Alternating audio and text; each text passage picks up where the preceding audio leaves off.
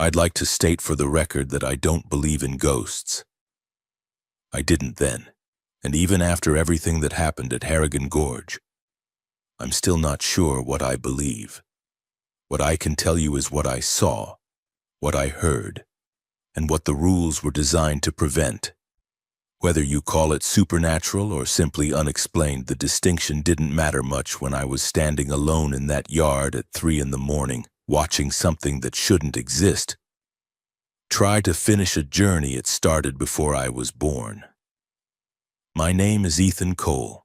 I'm 27 years old, and until last March I worked in a warehouse outside Boise, moving pallets and driving forklifts for slightly above minimum wage.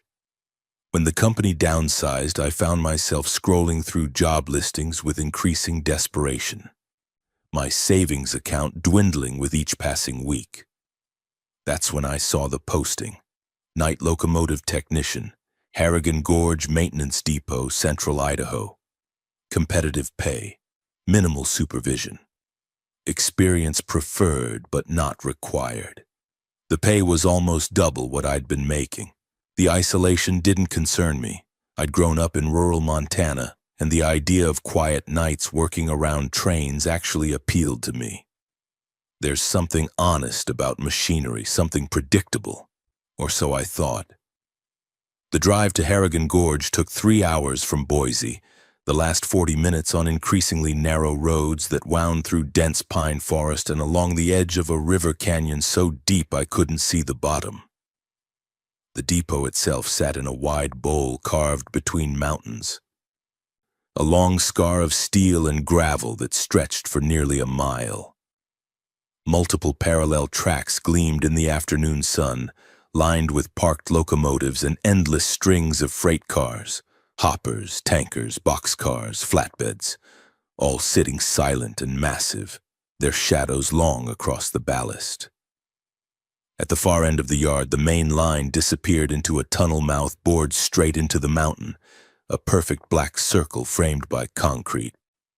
At the near end, the tracks converged onto a steel trestle bridge that spanned the canyon, the metal framework looking delicate from this distance, like a spider web stretched across the gorge. Between these 2 points lay the yard, a maintenance shop with corrugated metal siding, a small control shack with windows overlooking the tracks, fuel stations, tool sheds, and that overwhelming sense of industrial purpose temporarily at rest. During the day, the place was alive with noise, diesel engines rumbling, air brakes hissing, the metallic clang of tools against steel, voices crackling over radios. But I arrived at 6 in the evening for my first shift orientation, and already the day crew was packing up, and the quality of sound was changing. The wind that funneled through the canyon made every loose chain rattle, every uncoupled car creak and groan as the metal contracted in the cooling air. My supervisor was Roy Matheson, a man in his late 50s with the kind of deep tan lines you only get from decades of outdoor work. Pale forehead where his hard hat sits, weathered face below. His hands were scarred and calloused, and he moved with the careful efficiency of someone who'd learned long ago not to waste motion around heavy machinery. He didn't smile much, but he wasn't unfriendly, just focused. "You know anything about locomotives?" he asked, leading me between 2 massive units, their noses pointed toward each other like sleeping giants. "Not much," I admitted, "but I'm good with mechanical systems. I learn fast." He nodded, neither impressed nor disappointed.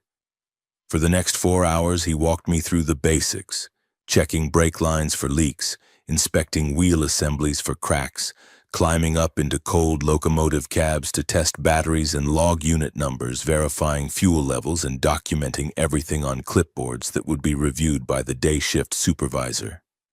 It was methodical work, slightly tedious but not difficult.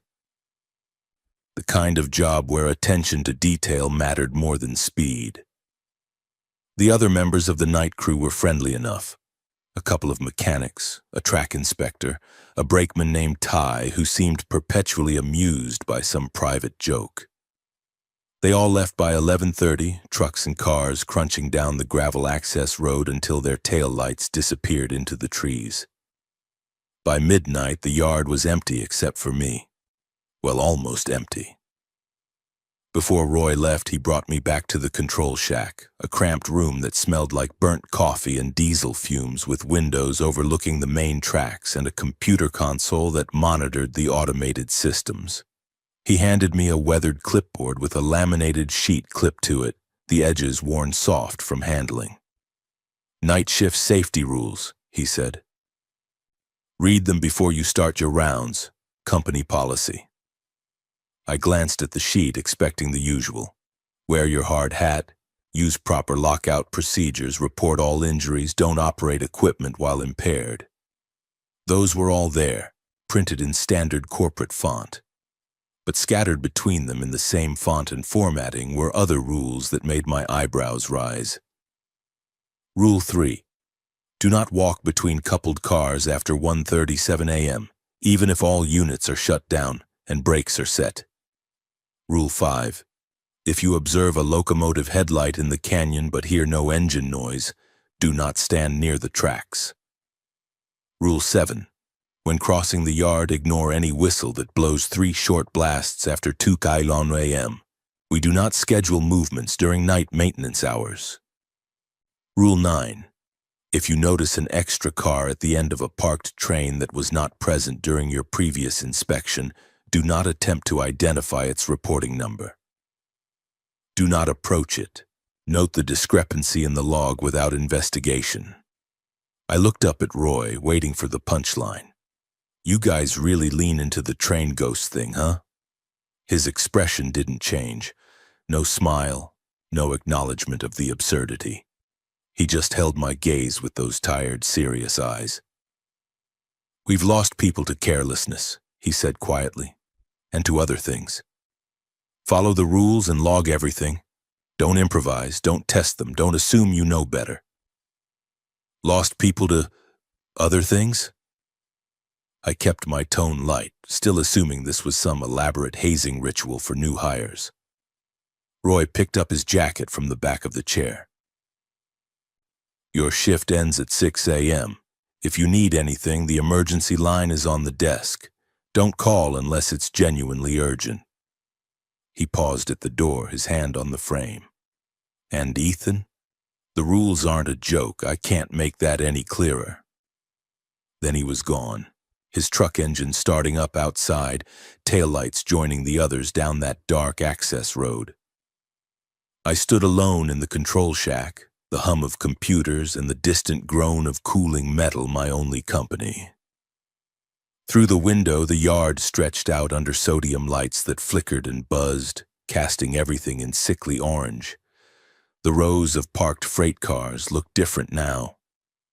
Not like sleeping giants, but like something else. Like monuments, like tombstones standing in neat lines, marking things buried beneath the gravel and steel. I read through the rules again, more carefully this time. There were 11 total, the normal safety ones interspersed with the strange ones, as if the company wanted them to carry equal weight, as if they expected them to be followed with the same rigid compliance. The wind picked up outside, whistling through the canyon, and somewhere in the yard a loose coupling clanked against steel. The sound echoed, repeating itself down the line of cars, fading slowly. I checked my watch. 12:17 a.m. I had 5 hours and 43 minutes until sunrise. I put on my hard hat, picked up my flashlight and clipboard, and stepped out into the yard to begin my first solo inspection round, the laminated rules folded in my jacket pocket. The cold mountain air hit my lungs sharp and clean, carrying the smell of pine and diesel and old steel. My boots crunched on the gravel ballast as I walked toward the first line of locomotives, my flashlight beam cutting through the darkness. Behind me, the control shack's lights seemed very small and very far away. The rules, I told myself, were probably just accumulated paranoia, the kind of superstition that builds up in any isolated workplace. Every industry has its ghost stories, its warnings passed down from old-timers to new workers. This was probably just the railroad version. Probably. But I kept the rules in my pocket anyway, and I checked my watch more often than I needed to. And when I walked between the towering locomotives, I found myself listening very carefully to the quality of the silence, trying to distinguish between the ordinary sounds of a rail yard at night and something else. Something other. The first 3 hours of my shift passed in what I can only describe as aggressive normalcy. I performed every task exactly as Roy had demonstrated.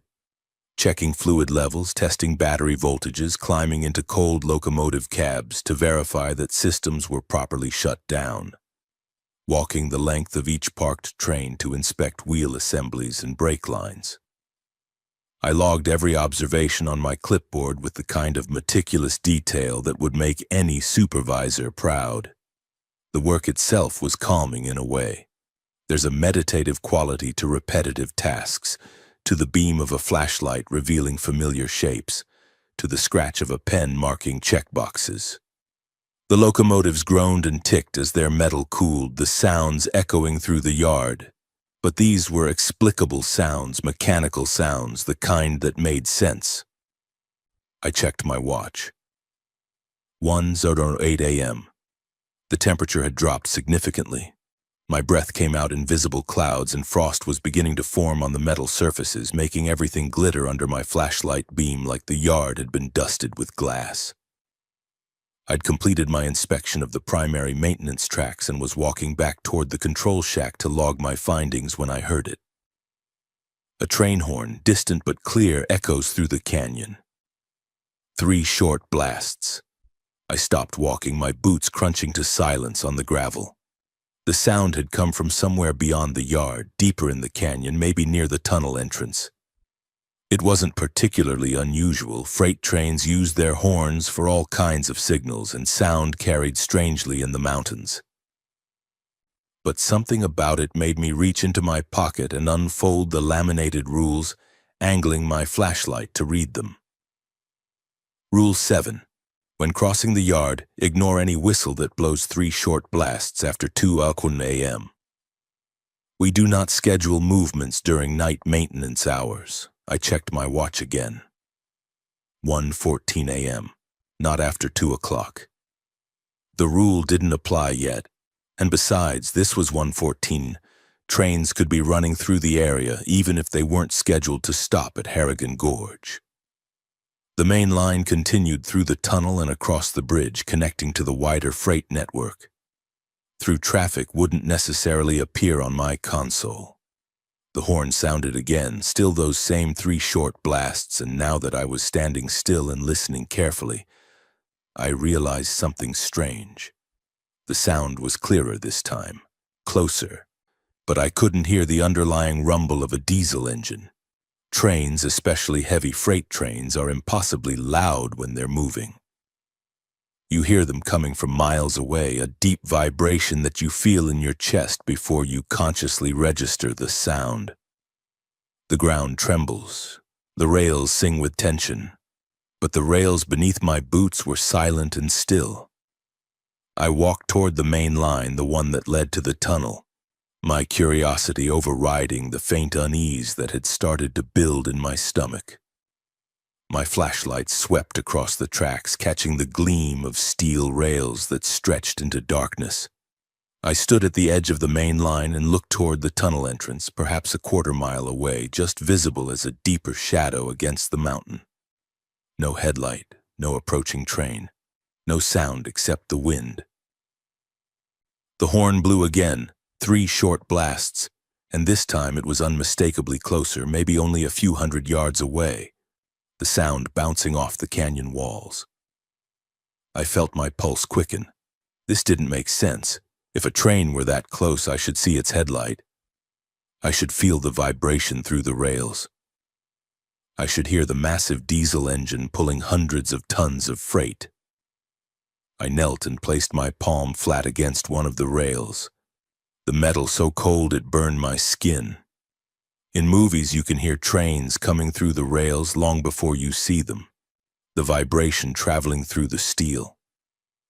I held my breath, waiting. Nothing. The rail was completely still, cold and dead as a grave. I stood up quickly, my heart now hammering for reasons I couldn't quite articulate. The horn did not sound again. The canyon fell back into its usual nighttime symphony of wind and creaking metal and distant water rushing over rocks. But something had changed. The air felt thicker, harder to breathe, and the sodium lights seemed dimmer than they had moments ago. I backed away from the main line, retreating toward the maintenance tracks, my eyes still scanning the tunnel entrance for any sign of movement. There was nothing. Nothing at all. Back in the control shack, I checked the dispatch system, scrolling through the logs and schedules. No trains were listed as passing through Harrigan Gorge between midnight and 6 a.m. The sensors at the tunnel entrance and bridge exit showed no activity. According to every official source of information available to me, no train had been near the yard tonight. I sat in the creaking office chair and took several deep breaths, forcing myself to think rationally. Sound did strange things in mountain terrain. Echo, refraction, temperature inversions. There were probably a dozen acoustic explanations for why I'd heard a horn that seemed to approach without an accompanying train. Maybe it had come from farther away than I thought, from a train on a completely different line miles distant, the sound bouncing through the canyon in ways that made it seem close. Yes, that made sense. That was rational. I pulled out the laminated rules again and read Rule 7 more carefully. After 2 a.m., the wording was specific, precise, as if the person who'd written it knew that horns might blow before 2 o'clock for ordinary reasons. But after that threshold, something changed. After that time, the horn meant something different. I checked my watch. 1:47 a.m., 13 minutes until the rule took effect, until the boundary between normal and abnormal became official. I'm not sure why I decided to go back outside. Maybe I wanted to prove to myself that there was nothing to be afraid of, that this was all just a coincidence and an acoustic anomaly. Maybe I was already caught in the gravitational pull of the mystery, unable to resist seeing what would happen when the clock struck 2. Either way, I found myself standing in the yard again at 1:56 a.m., positioned where I could see both the tunnel entrance and the main line, my flashlight off, just watching and listening. The minutes ticked by with agonizing slowness. The wind had died down to almost nothing, and the yard was preternaturally quiet, as if something was holding its breath. 2 a.m. arrived without fanfare, just the soft beep of my digital watch marking the hour. For 5 minutes, nothing happened. I started to feel foolish, standing in the cold dark for no reason, like a child afraid of shadows. I was about to head back inside when the horn sounded again. 3 short blasts, impossibly clear, coming from a point that seemed to be directly in front of me, perhaps at the tunnel entrance, perhaps even closer. But there was no headlight, no train, no vibration in the rails, and this time, something else happened. The wind that had been still suddenly rushed through the yard, but it moved wrong, not from any particular direction, but seeming to spiral, to be pulled toward the main line as if the tracks were inhaling. The temperature dropped so quickly that my breath came out in thick clouds and frost formed instantly on every metal surface, spreading like crystallization in time-lapse. The sodium lights flickered, dimmed, and for just a moment went completely dark. In that darkness, I heard something new. The rhythmic clank of wheels on rails, the specific sound of a heavy train moving at speed, growing louder and louder, coming straight toward me from the tunnel. My brain screamed at me to move, to get off the tracks, but my body wouldn't respond because my eyes were showing me something that contradicted what my ears insisted was true. There was nothing there. The tracks were empty. The lights came back on with a buzzing surge, harsh and bright, and the sound cut off instantly as if someone had severed a cable. The wind stopped. The temperature stabilized. Everything returned to normal in the space of a single heartbeat. I stood there shaking, from cold, from fear, from the fundamental wrongness of what I'd just experienced. My flashlight had fallen from my hand at some point, and I knelt to retrieve it from the gravel, my fingers numb and clumsy. The rails, when I looked at them, appeared different somehow.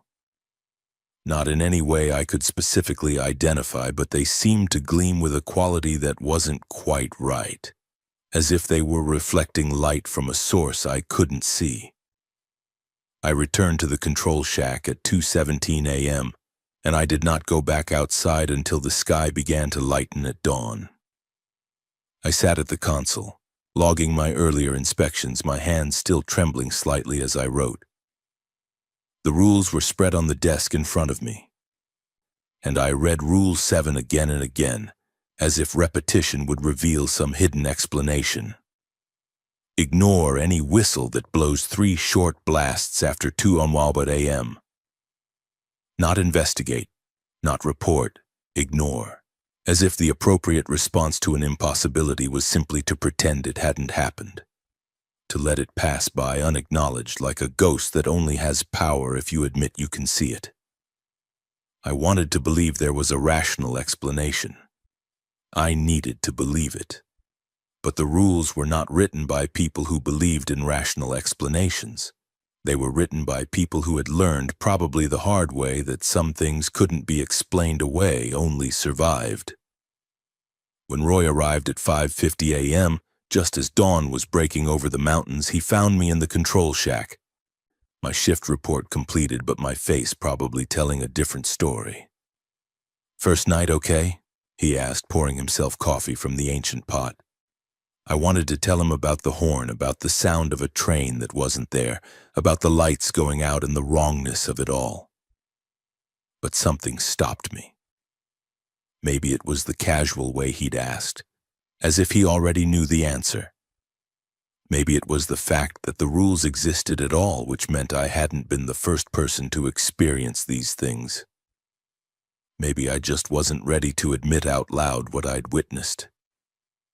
"Yeah," I said. "Quiet night. Got all the inspections done." Roy nodded, sipping his coffee, his eyes on the yard outside the window. "You read the rules?" "I did." "Good." He set down his mug. Some people don't take them seriously at first. Those people don't usually last long. He didn't elaborate, and I didn't ask him to. I gathered my things, clocked out, and drove home through the morning light. The mountains beautiful and indifferent, the trees casting long shadows across the road. I told myself I would quit, that I'd call Roy that afternoon and tell him I'd found other employment, that the job wasn't a good fit, that I appreciated the opportunity but had to decline. But I didn't make that call. Instead, I slept fitfully through the day, dreaming of empty rails and phantom horns, and when evening came, I got dressed, got in my truck, and drove back to Harrigan Gorge for my second night. The rules had been tested. They had been validated. And now I knew that whatever was out there in the canyon between the tunnel and the bridge, it was real enough that someone had bothered to write down how to survive it. On my second night, I arrived at the yard with a different mindset. The fear from the previous evening had crystallized into something more manageable. Caution, vigilance, a heightened awareness of time and space. I'd spent the day researching Harrigan Gorge online, finding very little, a few mentions of the rail line's construction in the early 20th century, some historical photos of the tunnel boring, and a brief Wikipedia entry about the bridge spanning the canyon. Nothing about accidents, nothing about deaths, nothing that would explain the rules. The day crew was finishing up when I arrived, and for the first time I noticed how quickly they cleared out, how none of them seemed to linger as the sun dipped toward the mountains. There was an efficiency to their departure that suggested habit, ritual, and an unspoken agreement not to be present after dark. Except for one person. Ty Dawson, the brakeman I'd met briefly the night before, was still in the yard office when I came in to clock on. his boots up on a desk, scrolling through his phone. He was probably my age, maybe a year or two younger, with the kind of easy confidence that comes from either courage or stupidity. I hadn't yet determined which. "Night shift represents," he said, grinning. "How was your first solo run?" "Quiet," I said, a non-answer that was becoming my default. "It's always quiet. That's the beauty of this gig." He swung his boots down and stood, stretching. "Roy give you the haunted railroad speech?" I hesitated. He gave me the rules. Ty laughed, a sound that seemed too loud in the small office. "Oh man, the rules. Yeah, he does that to everyone. It's like his thing. He spooks all the new guys with that creepy list, watches to see if they freak out." "You don't follow them?" "I follow the safety ones, yeah, I'm not stupid, but all that stuff about phantom trains and not walking between cars at spooky o'clock?" He shook his head, still grinning. "Come on, man, it's superstition. Roy's old school. He grew up on stories about railroad ghosts and cursed tunnels and all that folklore stuff. Probably heard it from his dad, who heard it from his dad. The railroad's full of that crap." Something in my chest tightened. Someone wrote those rules for a reason. Yeah, because there was a real accident back in the day, and instead of just saying "be careful," they wrapped it in mystery. Ty grabbed his jacket from the back of a chair. "Look, I've been working this yard for 4 years. Night shifts, day shifts, doubles when we're short-staffed.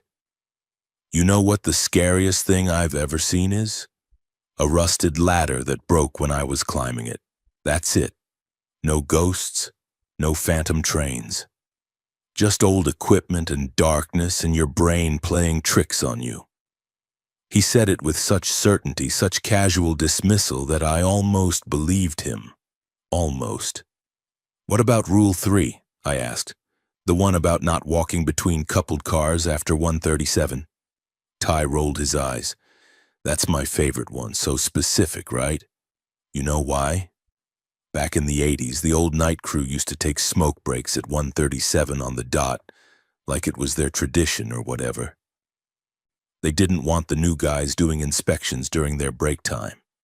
So they made up this spooky rule about it being dangerous after that exact time. It's literally just a labor dispute turned into a ghost story." That seems like a stretch. You'd be surprised what gets turned into mythology in a place like this. He headed toward the door, then paused. "You want me to show you? I'm gonna be here for another hour or so, finishing up some paperwork on track 4. When your spooky deadline hits, I'll walk between the cars and wave at you. Nothing will happen. And maybe then you can relax and just do the job without jumping at every shadow." I wanted to tell him that it was a bad idea, that the rules, whether he believed them or not, were clearly meant to be followed. But I also wanted him to be right. I wanted there to be a rational explanation, a mundane origin story for every strange rule on that list. I wanted the horn I'd heard the previous night to be nothing more than acoustic trickery and coincidence. "Your call," I said finally. Ty grinned. "I'll take that as moral support." The next few hours passed unevenly. I conducted my inspections, but I was distracted, constantly aware of where Ty was working, constantly checking my watch.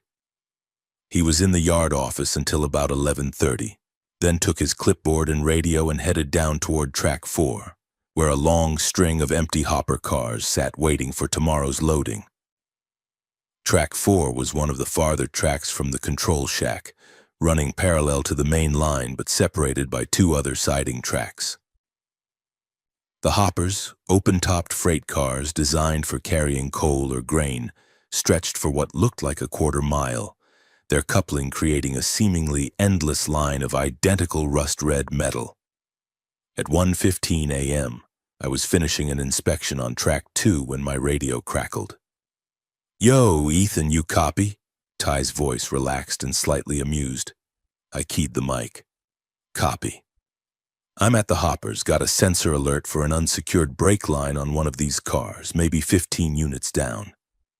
Gonna be right at your magic hour. You want to watch and see nothing happen?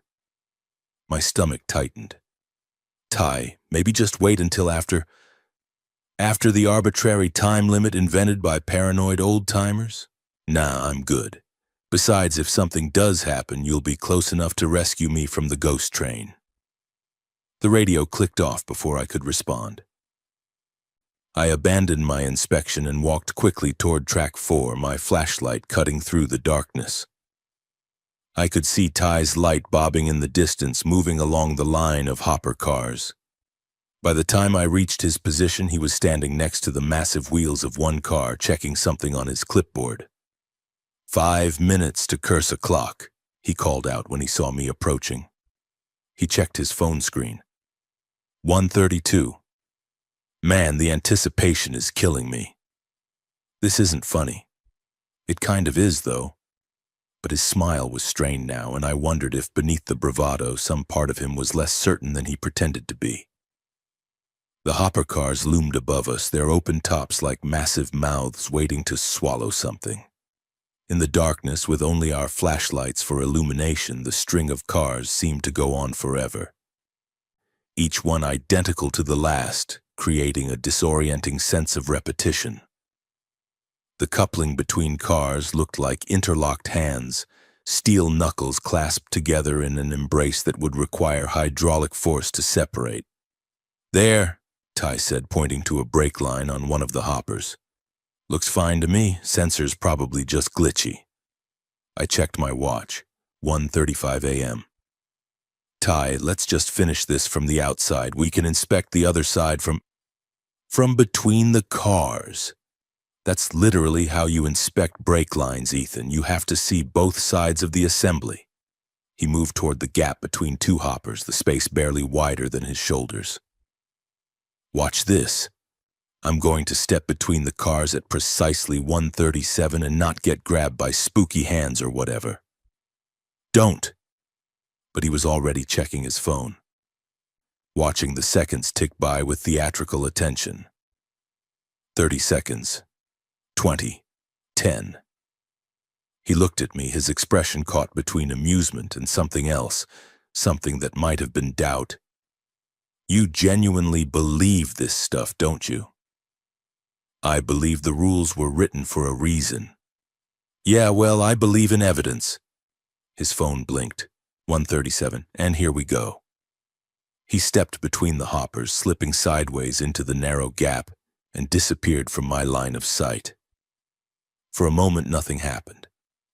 I heard his footsteps on the gravel ballast, heard him moving between the cars to inspect the other side of the brake assembly. My pulse was hammering in my ears, but everything seemed normal, and I felt a wave of relief mixed with embarrassment. Maybe Ty was right. Maybe I was being paranoid. Then the air changed. It happened so suddenly that I almost didn't register it. The ambient sound of the yard, the distant hum of the highway, the rustle of wind through the pine trees, all of it cut out simultaneously, as if someone had pressed a mute button on reality. The silence was total, oppressive, wrong. From between the hoppers, Ty's voice drifted out, but it sounded different now, flattened, as if it were coming from much farther away than it should be. Ethan, did you move something? What? No, come out of there. The cut lever, he said, and now there was an edge to his voice, the first hint of uncertainty. Someone moved the cut lever. The cars are showing uncoupled. That was impossible. The cut lever was the mechanism that separated the air brake system between cars, and it couldn't move itself. More importantly, I was standing right here with a clear view of the outside of both cars. Nobody had touched anything. Ty, get out of there, now! I heard him move, heard gravel shifting under his boots. Then I heard something else. Metal clanking, the specific sound of a coupler settling under weight. The entire line of hoppers shifted just slightly, maybe an inch, but enough that the motion was visible. Enough that every coupling in the line groaned and adjusted. There was no locomotive attached to these cars, no airline was pressurized. Nothing should have caused them to move. Ty! My flashlight flickered, the beam dimming and brightening in an irregular pattern. In one of those bright pulses, I saw something that made my blood freeze. Hands. Multiple hands, gripping the bottom rung of the hopper's ladder. Too many hands on one rung. Pressed together, overlapping, the fingers too long and the positions too unnatural. They were there for only a fraction of a second before my flashlight dimmed again, and when the beam steadied, there was nothing. Just empty steel and shadow. Another clank, another tiny shift in the cars, a ripple moving down the line like a shiver. Ty, answer me! Silence between the cars. The oppressive, absolute silence that shouldn't exist in a rail yard. I ran to the gap where he'd entered, shining my light between the hoppers. The space was empty. Gravel, shadows, the underside of the car frames, nothing else. No Ty, no footprints in the ballast leading out the other side. I circled the cars, searching for where he must have exited, my breath coming in rapid clouds. The far side was clear, undisturbed. I ran down the line, checking between each set of cars, finding nothing. His flashlight was gone. His radio was lying in the gravel 15 feet from where he'd entered, still hissing with static, the channel open. I picked it up with shaking hands. Ty, if you can hear me, respond. This isn't funny. No response, just static and the faint, very faint sound of something that might have been breathing, or might have been wind through distant trees. The hopper cars stood silent and still, as if nothing had happened, as if they'd always been exactly as they were now, without a man named Ty Dawson having ever walked between them at 1:37 in the morning. I backed away from track 4, my heart hammering, my mind trying desperately to construct a rational explanation. He'd come out the other side and walk off to play a prank on me. He'd gotten disoriented and gone the wrong direction in the darkness. He'd injured himself and was lying somewhere just out of sight, dazed and quiet. But I knew in the part of my brain that operates below conscious thought that none of those things were true. Rule 3 had a reason, and Ty had learned it. I returned to the control shack at 2:05 a.m., locked the door behind me and pulled up the security camera footage. Harrigan Gorge had several trackside cameras for monitoring operations, and one of them covered track 4. I scrolled back to 1:37 a.m. and watched the grainy black and white playback. There was Ty's figure approaching the hoppers. There I was, standing to the side. I watched him check his phone, watched him step between the cars at exactly 1:37 odd, his form disappearing into the gap. He never came out. The timestamp continued, 1:37:15, 1:37:30, 1:38 on. The space between the cars remained empty. At 1:38:12, my figure entered the frame, approaching the cars, searching. The camera showed me circling, checking, and finding the radio. It showed me standing alone in a yard where, just moments before, there had been 2 people. I watched the footage 3 more times, hoping to see something I'd missed, some angle or shadow that would reveal where Ty had gone. But the video was clear and merciless. He'd stepped between those cars and simply ceased to exist in our reality. At 2:47 a.m., I called Roy's emergency line. It rang 6 times before he answered, his voice rough with sleep. This better be urgent. Ty's gone. A pause. Gone how? He walked between the hopper cars on track 4 at 1:37. I was standing right there. He didn't come out. The pause was longer this time, and when Roy spoke again, his voice had changed, had taken on the weariness of someone who'd had this conversation before. Did you review the camera footage? Yes. And? He just disappears between the cars. The footage shows him going in but never coming out. I heard Roy exhale a long, slow breath. I'll make some calls. Don't go near track 4 for the rest of your shift. Actually, don't go near any of the tracks. Stay in the shack until dawn. I'll be there at 6. What do I tell? Nothing. You tell nobody nothing until I get there. He hung up. I spent the rest of the night in the control shack. The lights on maximum, the door locked, watching the monitors for any sign of movement in the yard. The cameras showed nothing unusual. The tracks remained still. The hoppers on track 4 sat in their long line, rust-red and ordinary, as if they were incapable of harboring anything more sinister than old coal dust. But I knew better now. The rules had been validated again, and this time the validation had consumed a person. The railroad didn't need to show me phantom trains or mysterious lights to prove its danger. It had demonstrated something far more terrifying, the capacity to simply remove people from existence for the crime of not believing, for the sin of testing boundaries that should never be tested. When dawn finally came, pale and cold, I watched the security monitors as Roy's truck pulled into the yard, followed by another vehicle I didn't recognize. They went to track 4 first, spending nearly an hour there, examining the hoppers, searching the area, finding nothing because there was nothing to find.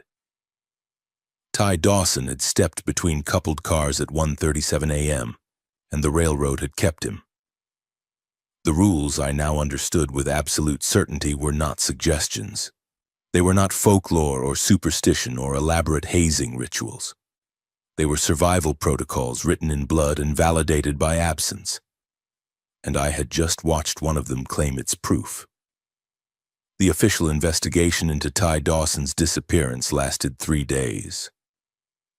I was interviewed twice, once by Roy and the rail company's safety coordinator, once by a county sheriff's deputy who seemed deeply skeptical of my account.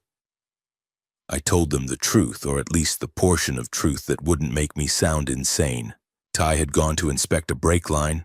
I'd lost sight of him between the cars, and when I'd searched for him, he was gone. His radio had been on the ground. The security footage showed him entering the gap between hoppers but never emerging.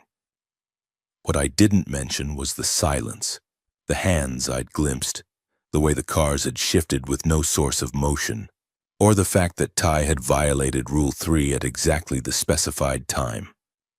Those details I kept to myself, recognizing that they would either be dismissed as stress-induced hallucinations or would lead to questions I couldn't answer without sounding completely unhinged.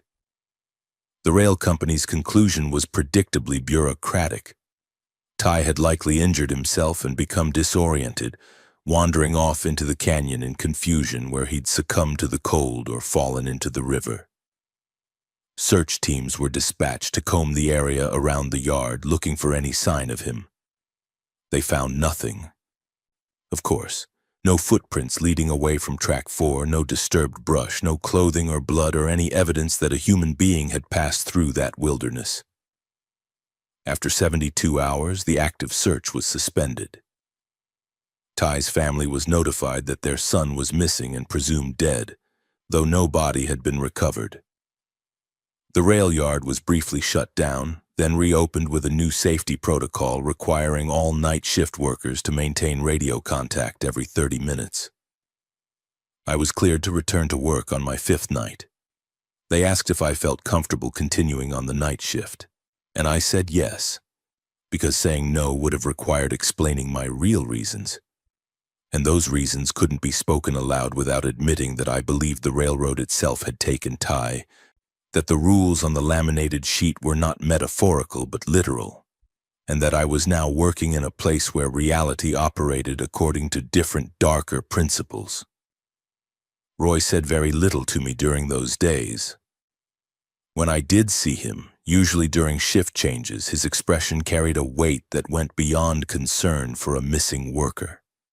It was the look of someone who'd witnessed this before, who'd known it was inevitable, and who bore the guilt of having been unable to prevent it despite knowing the danger.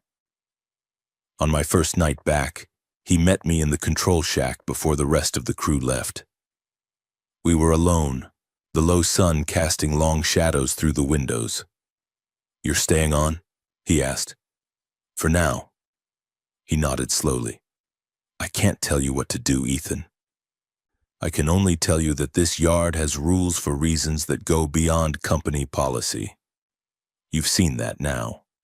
What happened to him?" Roy looked out the window at Track 4, where the hopper cars still sat in their silent line. "The same thing that's happened to 6 other people over the years I've been here. The same thing that'll happen to anyone who decides the rules don't apply to them." "Which is what exactly?"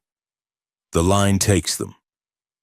He said it simply, without drama, as if it were just another fact about the yard, like the number of tracks or the depth of the tunnel. "Harrigan Gorge sits on a stretch of rail that's wrong. Has been for decades, maybe longer. We don't control it, we just work around it. There has to be an explanation. There is. Just not one that makes sense to people who aren't here at night." He turned from the window. "I'm going to tell you something that's not in any official record, and if you repeat it, I'll deny saying it. Understood?" I nodded. There were 3 major incidents on this line before it became a maintenance depot. In 1943, a passenger train derailed in the canyon during a winter storm. The locomotive and the first 4 cars went off the trestle bridge into the gorge. Recovery crews could only reach 2 of the cars. The others were too deep in the canyon, pinned under ice and water. 43 people died, and 17 bodies were never recovered. In 1974, a freight train carrying chemical containers jackknifed inside the tunnel. Fire broke out. The tunnel was sealed on both ends to contain it, and it burned for 3 days. When they finally got it open, they found the train had been carrying more cars than the manifest listed. The extra cars were never identified, and no one could explain where they'd come from. In 1992, there was a tunnel fire again. Electrical this time, or that was the official story. It wasn't as bad as 74, but when the crews went in to assess damage, they started reporting problems. Hearing voices in the tunnel. Seeing lights where there shouldn't be any. One crew member claimed he saw people walking along the tracks deeper in the tunnel dressed in old-fashioned clothes, but when he followed them, they vanished. After that incident, they changed this yard from an active station to a maintenance-only depot. Minimize the number of trains that actually pass through. Minimize the number of people who have to work here after dark. "And the rules?" I asked. "They were developed over time by people who survived long enough to notice the patterns. Rule 3 came from an incident in 95. A switchman got caught between cars, except the cars hadn't moved and there was no way he should have been crushed. But he was, after 1:37 a.m., always. That time means something, though I don't know what.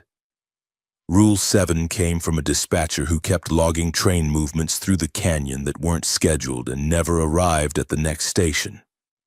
3 short blasts on the horn, always after 2 in the morning. Eventually, she had a breakdown and quit. Rule 9, that one's newer. Started maybe 8 years ago. We'll count the cars on a string at the end of a shift, and by morning there's 1 extra, always at the end. Always unmarked. The few times someone tried to inspect it, they either refused to talk about what they saw or they disappeared. I thought of the smooth, numberless car I'd glimpsed on my first night, the one I'd pretended not to see. Where does it come from? If I knew that, I'd tell you. All I know is that this stretch of rail from the tunnel through the yard to the bridge seems to exist in 2 places at once, here and somewhere else, and sometimes the somewhere else bleeds through. The sun was nearly down now, the yard settling into twilight. Roy picked up his jacket and keys. "There are more rules than what's on the sheet," he said. "Unwritten ones, learned through experience. I'll tell you one now. If you ever hear your own voice on the radio, your actual voice, then saying things you haven't said, kill the power to every channel and stay away from the main line until sunrise. Whatever's out there, it learns, it mimics, it tries to get you to respond, to engage with it. Why don't they just shut down this yard, tear up the tracks? Roy smiled, but there was no humor in it. Because the railroad is like a circulatory system, Ethan. You shut down one vein, the blood finds another route. Whatever's stuck on this line, it would just move somewhere else. At least here we know the rules. At least here we can manage it, contain it. Someplace new? He shook his head. It'd be a slaughter before people figured out what they were dealing with. He left, and I was alone in the yard as night fell, with only the rules and Roy's words for comfort. I didn't begin my inspection rounds immediately. Instead, I spent the first hour exploring the control shack more thoroughly than I had before, searching through file cabinets and storage boxes for any additional information about the yard's history. I found it in a back cabinet under a pile of outdated track diagrams, a collection of old logbooks, incident reports, and personal notebooks left behind by previous night shift workers. The incident reports were clinically written but deeply disturbing. Disappearances, unexplained injuries, workers who'd quit suddenly after experiencing stress-related episodes. Patterns emerged. Most incidents occurred between 1:30 and 4 a.m. Most involved violations of the rules, though the reports used bureaucratic language like failure to follow safety protocols, and none had ever been satisfactorily explained. More revealing were the personal notebooks. One labeled F. Turner, Night Foreman, 1988-1996, was filled with observations written in tight, increasingly frantic handwriting. June 12, 1989. Heard a horn from the tunnel, 2:14 a.m. No train on schedule. Checked main line. Rails cold. Horn repeated 3 times. Did not investigate. Equipment check is normal. August 3, 1989. Worker J. Simmons reported seeing a headlight in the canyon with no engine sound. Refused to approach tracks for the remainder of the shift. Filed no formal report per my instruction. October 17, 1991. Count discrepancy on track 3. Crew counted 23 hoppers at shift start. I counted 24 at 3:47 a.m. Extra car at the end of the string. No reporting marks. Surface appears smooth, uniform, and wrong. Did not approach. The count returned to 23 by dawn. March 4th, 1992. Tunnel fire. Official cause listed as electrical. Actual observation, crew entering for inspection reported seeing a train inside that wasn't on any manifest, older style cars, some still burning, though the main fire was out 3 days ago. The crew refused to continue. Union got them transferred. New crew brought in. Found nothing unusual. Don't know what that means. November 8th, 1995. Lost Davies tonight. Walked between cars on track 6, 1:39 a.m. Never came out. Security footage confirms. This is the third one. Rule 3 added to the official list. The entries continued for years, documenting the slow accumulation of rules, the gradual understanding that the yard operated according to principles that had nothing to do with railroading and everything to do with survival. Turner's final entry, dated March 1996, was just 2 lines. Can't do this anymore. The line wants something from us, and I don't think we can give it enough to make it stop. There were other notebooks, too, from other workers, other eras. One from the 1970s included a hand-drawn map of the yard and the line beyond, with the tunnel and bridge circled and annotated in faded ink. Something stuck between here and there. The line isn't empty. A train that never finished its run. I spread the map on the desk, studying it. The main line ran from the tunnel through the yard and across the trestle bridge, continuing on to connect with the broader freight network. But someone had drawn additional lines in red ink, showing what looked like an overlay. A second path that looped back on itself, connecting the tunnel to the bridge and back to the tunnel again, forming a closed circuit. Beneath the drawing, a single sentence. It's trying to complete its route. I sat back, my mind racing. The accidents Roy had mentioned, the derailment, the tunnel fires, the unexplained cars. What if they hadn't been separate incidents but parts of a single event? A train that had crashed or burned or been lost and was now trapped in some half-state, trying endlessly to finish a journey it had started decades ago. And what if that ghostly train occasionally intersected with our reality here in the yard, where the living and the lost occupied the same physical space but in different temporal dimensions? It sounded insane. It was insane. But it was the only explanation that accounted for everything I'd experienced, everything documented in these notebooks, everything encoded in the rules. At 1:15 a.m., I forced myself to leave the control shack and begin my inspection rounds. The yard felt different now, charged with significance, every shadow potentially hiding something that had bled through from the other side. I checked locomotives, logged numbers, and tested brake lines, all while constantly monitoring the time and my position relative to the rules. At 2:30 a.m., while inspecting a line of tanker cars on Track 2, I saw it. Track 4, the hopper line where Ty had disappeared, now had one additional car at the end of the string. I was certain, absolutely certain, that when I'd walked past at 11:45 there had been 42 hoppers. Now there were 43. The extra car was at the far end, partially obscured by shadow despite the sodium lights. Even from a distance I could see that its surface was wrong, too smooth, too uniform, lacking the patina of rust and wear that covered every other car in the yard. It didn't look old or new. It looked like something trying to remember what a freight car should look like and getting the details almost, but not quite right. Rule 9. If you notice an extra car at the end of a parked train that was not present during your previous inspection, do not attempt to identify its reporting number. Do not approach it. Note the discrepancy in the log without investigation.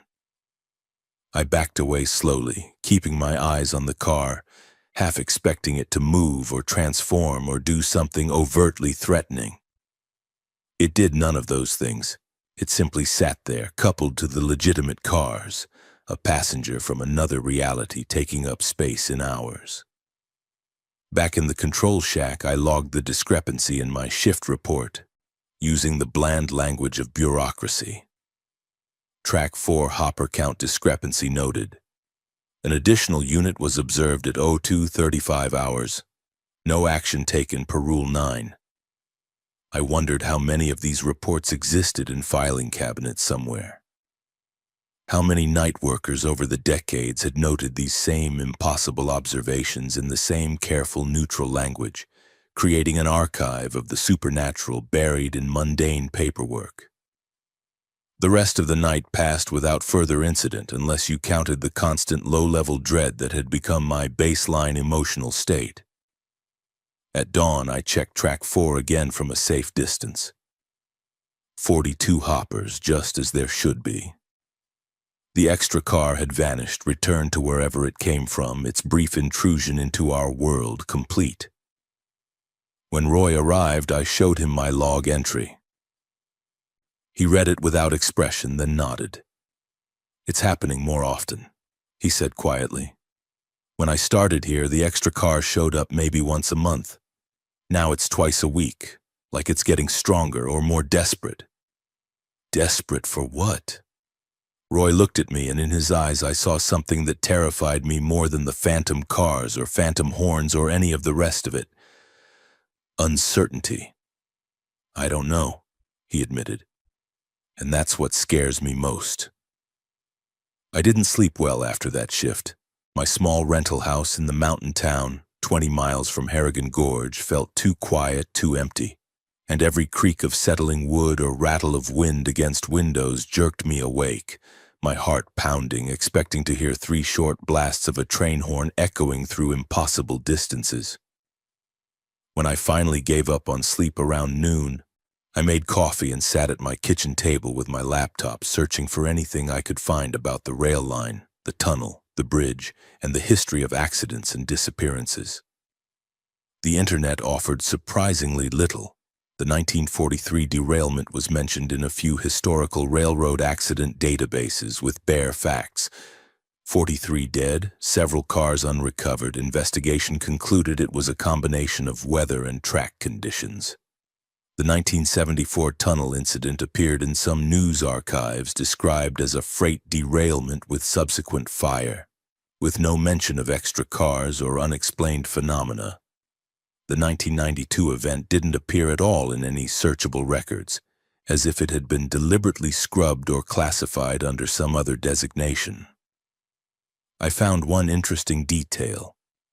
Though a digitized railroad workers' journal from the 1930s written by a tunnel engineer during the original construction of the bore through the mountain.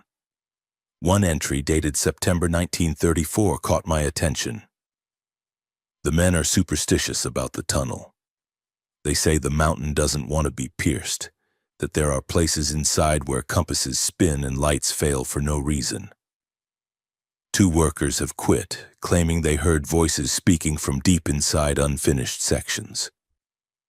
I've told them it's just echo and their own nerves, but I confess the tunnel does feel wrong in certain places, as if the rock resents our intrusion. So the strangeness predated the accidents. Maybe it had always been there, latent in the geology or the specific location, and the tunnel had simply opened a door to it, or released something that had been contained. Or maybe the act of boring through the mountain had created the wrongness, had damaged something fundamental about that place in ways that couldn't be undone.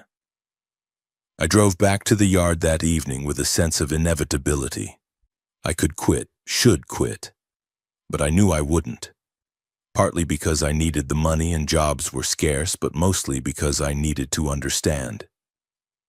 The mystery had hooks in me now, deeper than fear, and walking away would mean living the rest of my life knowing that there was a place in Idaho where reality bent around an unsolved tragedy, where the dead and the lost persisted in their routines, and I would never know why or how or what it meant.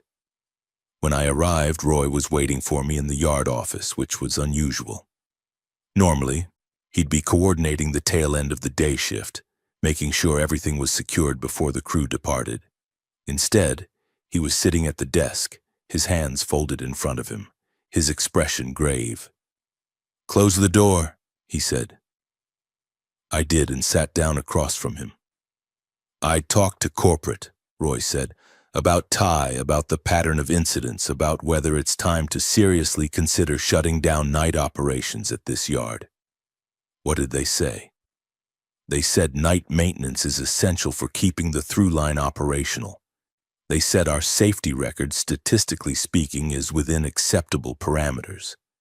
They said Ty's disappearance, while tragic, appears to be the result of individual negligence and doesn't reflect systemic problems." "Acceptable parameters," I repeated, tasting the bitterness of the phrase. Roy smiled without humor. "Corporate doesn't see what we see. They look at spreadsheets and incident reports written in careful language that makes everything sound mundane. They don't stand in the yard at 2 in the morning listening to trains that aren't there. They don't watch cars multiply or disappear. They don't make the connection between the rules and the reasons. Then why do they keep the rules posted? Insurance, legal protection. If someone gets hurt or killed and they didn't follow the posted safety guidelines, the company isn't liable. The rules look weird, sure, but they're vague enough that a lawyer could argue they're just overly cautious procedures, not admissions that we're working in a haunted rail yard." He leaned forward, his voice dropping. "Which is why I'm telling you this off the record. Corporate doesn't care about protecting us. They care about protecting the line. As long as trains can pass through this corridor, even if it's only a few scheduled freights per week, they'll keep the yard open and they'll keep sending people to work here at night. What happens to those people is less important than maintaining the route." "That's insane. That's business." Roy pulled out a folder from his desk drawer and slid it across to me. "This is everything I've compiled over the years. Copies of incident reports, personal accounts, and the history I told you about the accidents. It's not complete. A lot of records have been lost or deliberately destroyed, but it's more than what's officially acknowledged. I want you to have it. Why me? Because you're smart enough to take the rules seriously but curious enough to want answers. And because he hesitated, choosing his words carefully. I'm getting old, Ethan. I've been the night supervisor here for 12 years, and before that I worked day shifts for 8. That's 20 years of managing this thing, of watching it get worse, of writing rules in the hope that they'll keep people alive.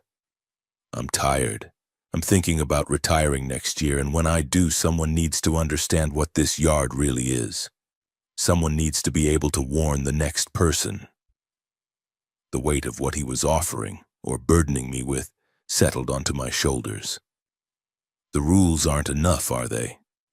Even if everyone followed them perfectly. No, Roy admitted. They're not. They're just delays. Ways to minimize contact, to reduce the overlap between our reality and whatever exists on that line. But the thing itself, the source of it all, is still out there, still trying. Trying to do what? Roy stood and walked to the window, looking out at the yard as the day shift workers climbed into their vehicles and began the exodus. Come with me. There's something I need to show you before it gets dark. We took Roy's truck, driving past the yard entrance and onto a narrow service road that paralleled the main line toward the tunnel entrance.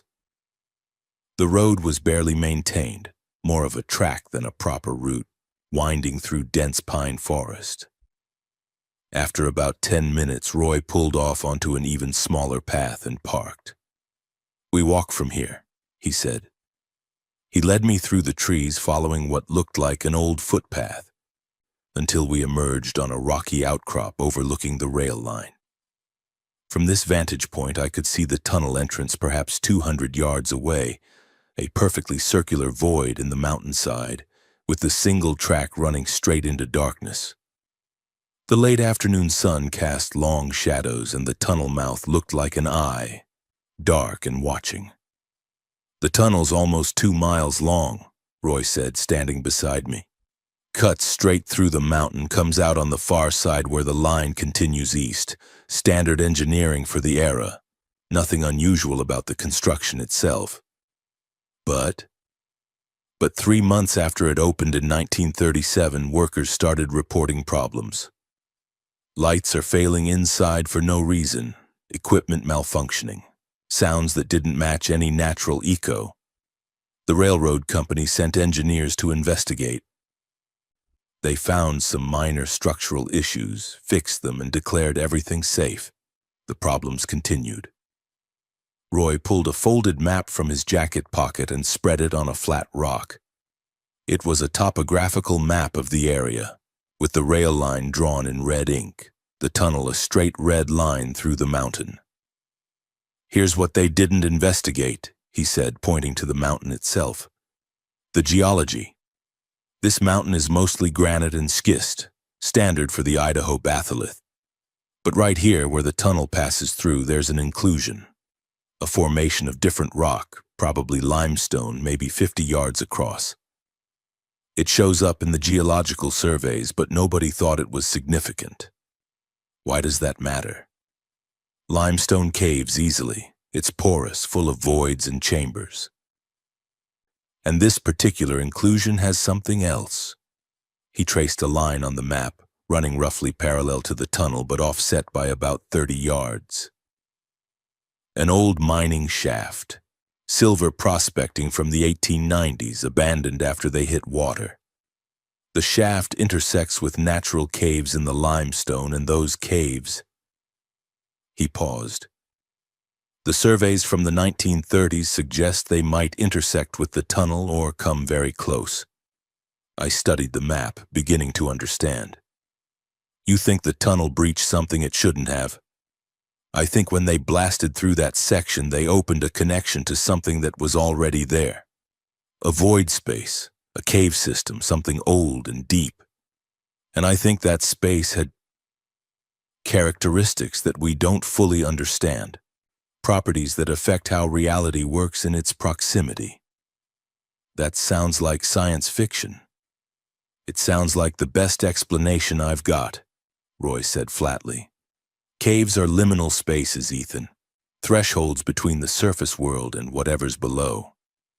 Humans have treated them as sacred or cursed for millennia. Maybe there's a reason for that. Maybe some caves are thin places where the membrane between different states of existence is permeable. He refolded the map. The 1943 derailment? The train went off the bridge on the far side of the tunnel after passing through. Some survivors reported that the train had seemed to accelerate inside the tunnel, that the engineer had lost control. The 1974 incident started inside the tunnel, and the fire burned in ways that didn't make sense, hotter than it should have been, spreading against the ventilation. The 1992 event? Crews reported that the air inside the tunnel felt wrong, that they saw things that couldn't be there. After that, the company minimized traffic through the tunnel, scheduled only essential through freights all during daylight hours, turned this yard into a maintenance depot instead of an active junction. But the phenomena didn't stop. No, because it's not about the trains themselves, it's about the space. The tunnel, the yard, the bridge, they're all part of the same contaminated corridor. And whatever happened in those accidents, whatever lives or machines were lost, they left an imprint. A recording maybe, or a fragment of consciousness trapped in a loop trying endlessly to complete a journey that was interrupted. We stood in silence for a moment watching the tunnel entrance. A raven called from the trees behind us, harsh and sudden, making me jump. "There's one more thing," Roy said. "A verbal rule that's not written down anywhere because putting it in writing would require explaining too much. If you ever hear your own voice on the radio, your actual voice, not someone else calling your name, but your voice saying things you haven't said, kill the power to every channel and stay away from the main line until sunrise." You mentioned that before.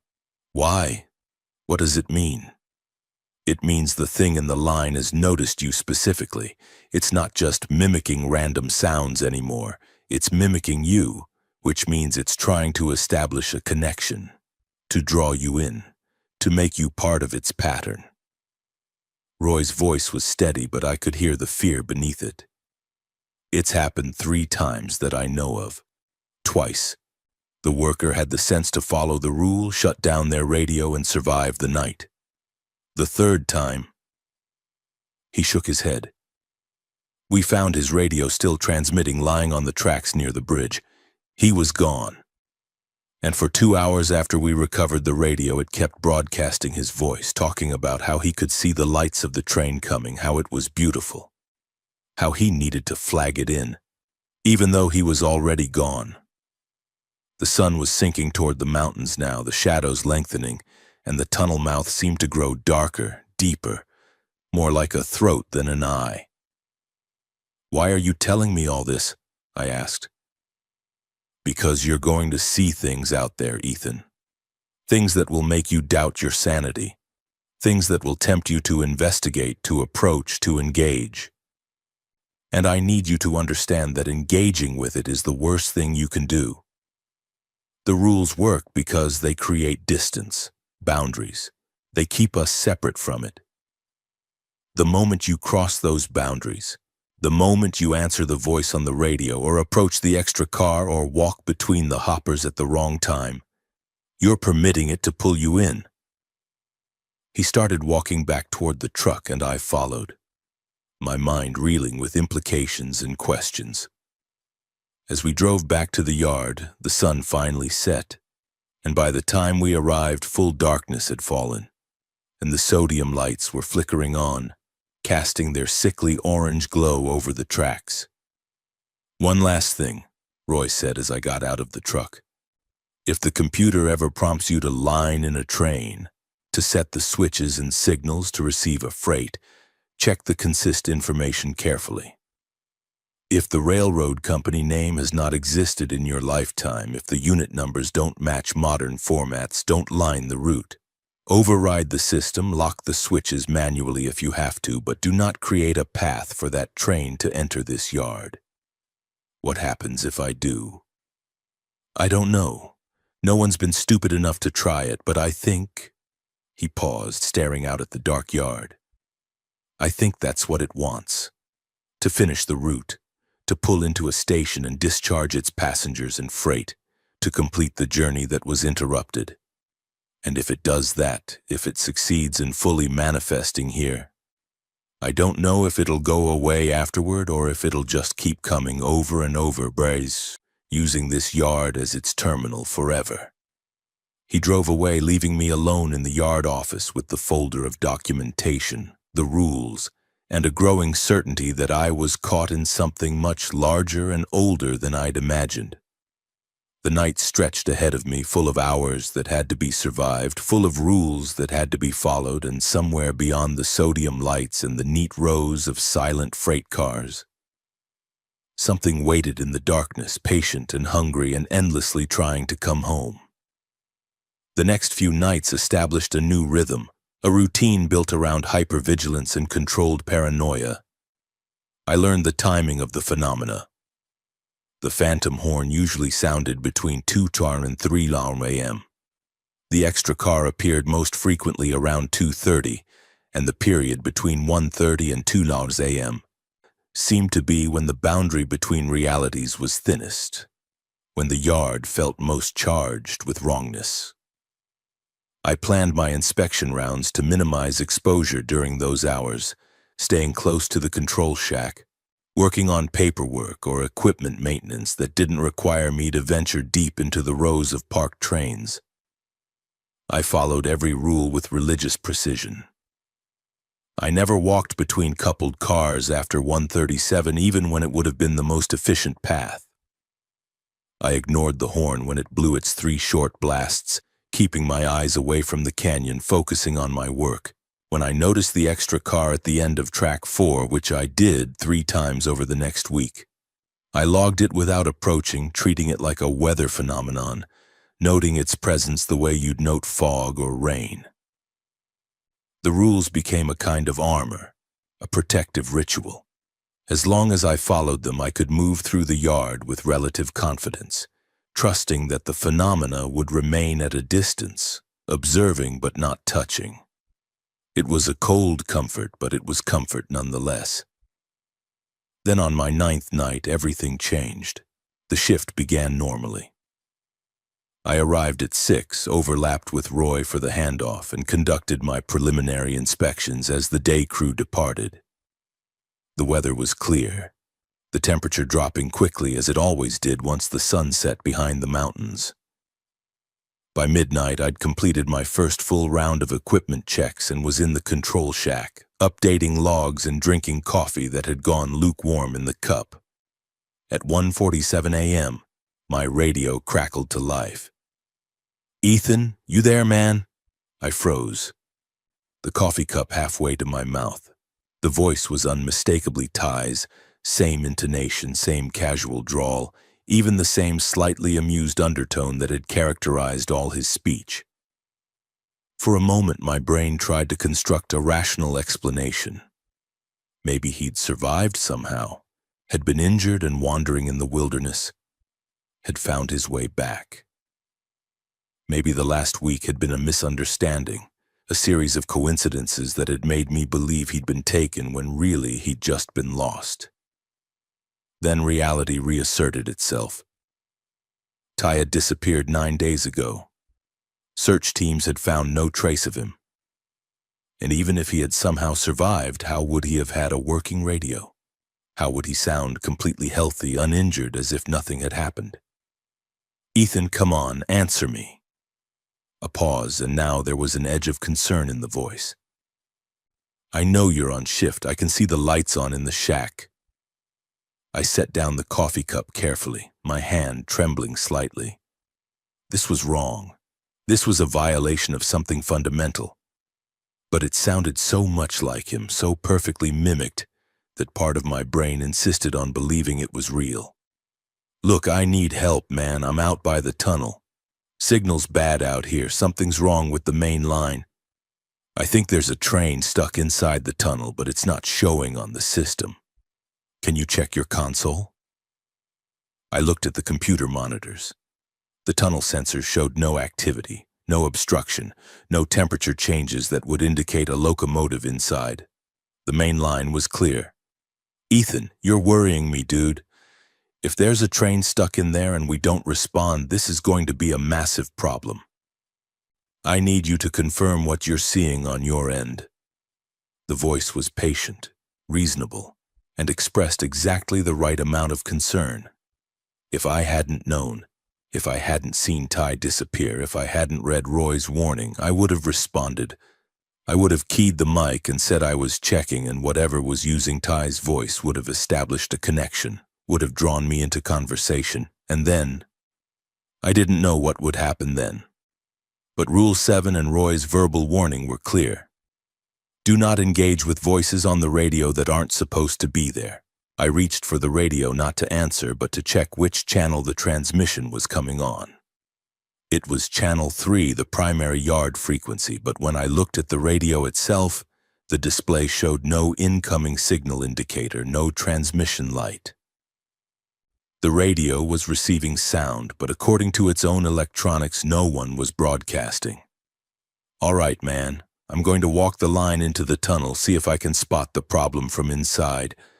But I need you to stay on the radio with me, okay? In case I lose signal completely.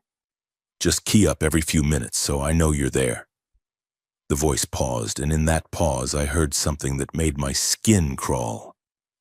Breathing that didn't quite match the rhythm of speech, as if the breathing and the words were being generated by different sources and layered imperfectly. "Ethan, please, man. I don't want to go in there alone." The last sentence was delivered with perfect vulnerability, the tone of a friend genuinely frightened and seeking reassurance. It was masterful, really.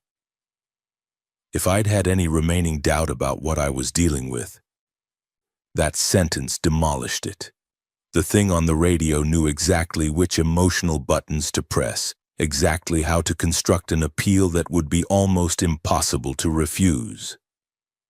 I turned the radio volume down to 0 and set it on the desk, watching its display. For several minutes, the lights continued to indicate non-existent transmissions, the voice presumably still talking, still trying to elicit a response. Then the lights went dark, the transmission ending. The silence that followed was profound and terrible. I had passed some kind of test, had refused the bait, and I had no idea what consequences that refusal might carry. At 2:05 a.m. the radio came to life again, and this time the voice was different. It was my voice. "Control Shack, this is Ethan. I'm out at track 6 and I need someone to verify something for me. Can anyone hear this?" I stared at the radio, my pulse hammering in my ears. The voice was mine. Not similar, not a good impression, but precisely exactly mine, with every subtle inflection and vocal characteristic that makes a voice unique. It was as if someone had recorded me and was playing it back, except I'd never said those words, never made that radio call. "I'm seeing something weird out here. There's a headlight in the canyon, but it's not moving. I think there might be a stalled train, but I'm not getting any response from the crew. Requesting backup at track 6. Roy's warning echoed in my mind. If you ever hear your own voice on the radio, kill the power to every channel and stay away from the main line until sunrise. I flipped the power switch on the radio, cutting it off mid-transmission. The sudden silence was deafening. I sat in the control shack, my breath coming quick and shallow, feeling the weight of what had just happened. It had tried Ty's voice first, testing whether emotional appeal would work. When I hadn't responded, it had escalated using my own voice, creating a situation where I would normally be obligated to respond. A worker calling for backup is not something you ignore in a safety-critical environment. It was learning, adapting, and trying different approaches to get me to engage. and it had specifically mentioned Track 6, which meant it wanted me to go there. Whatever was waiting at Track 6 I had been successfully warned away from by my refusal to answer.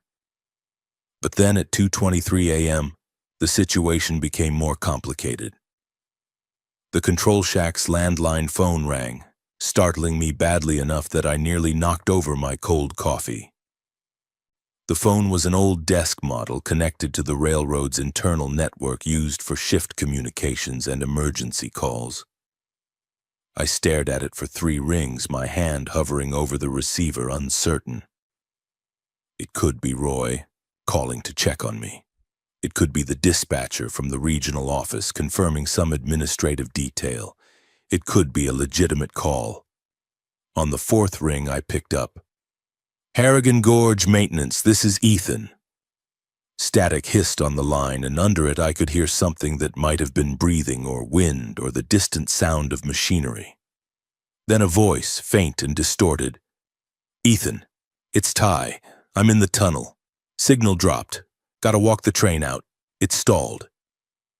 Need you at the bridge to flag us in. We're rolling blind here. If you don't flag us, we're going off the bridge." My hand tightened on the phone. The voice was barely audible through the static, but it was recognizable as Ty's. And the scenario made a horrible kind of sense. A stalled train inside the tunnel, trying to complete its passage through to the bridge, needing someone to set signals and confirm the route was clear. Except there was no train in the tunnel. The sensors confirmed it, the schedule confirmed it. And even if there were, Ty was gone, had been gone for over a week. "Can you hear me?" The voice was breaking up, desperate. "Ethan, if you're there, please, we're rolling now. We can't stop. We need clearance at the bridge or we're going to—" I heard something in the background of the call. The rhythmic clank of wheels on rails, the groan of metal under stress. Sounds that were absolutely convincing in their authenticity. "Ethan, please." This was the crux of it, the moral trap perfectly designed to catch someone with a conscience. If there was even a chance, even a remote possibility, that a real train was in danger, that real people might die because I refused to respond, could I live with that? But I'd seen the footage of Ty disappearing. I'd read the reports of other workers lost to this thing. I knew with as much certainty as I could have about anything that this was not a legitimate emergency.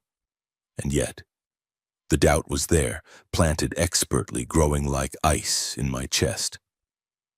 What if I was wrong? What if my paranoia had made me unable to distinguish between the supernatural and the real? What if I ignored this call and people died? I closed my eyes, forcing myself to think clearly. If there were truly a train in danger, there would be other indicators. The tunnel sensors would show heat signatures. The rail pressure monitors would register weight. The automated safety systems would have triggered alarms. None of that had happened. Every objective measurement said the tunnel was empty. "Ethan, we're approaching the bridge. Flag us in." I heard it then beneath the voice, beneath the static.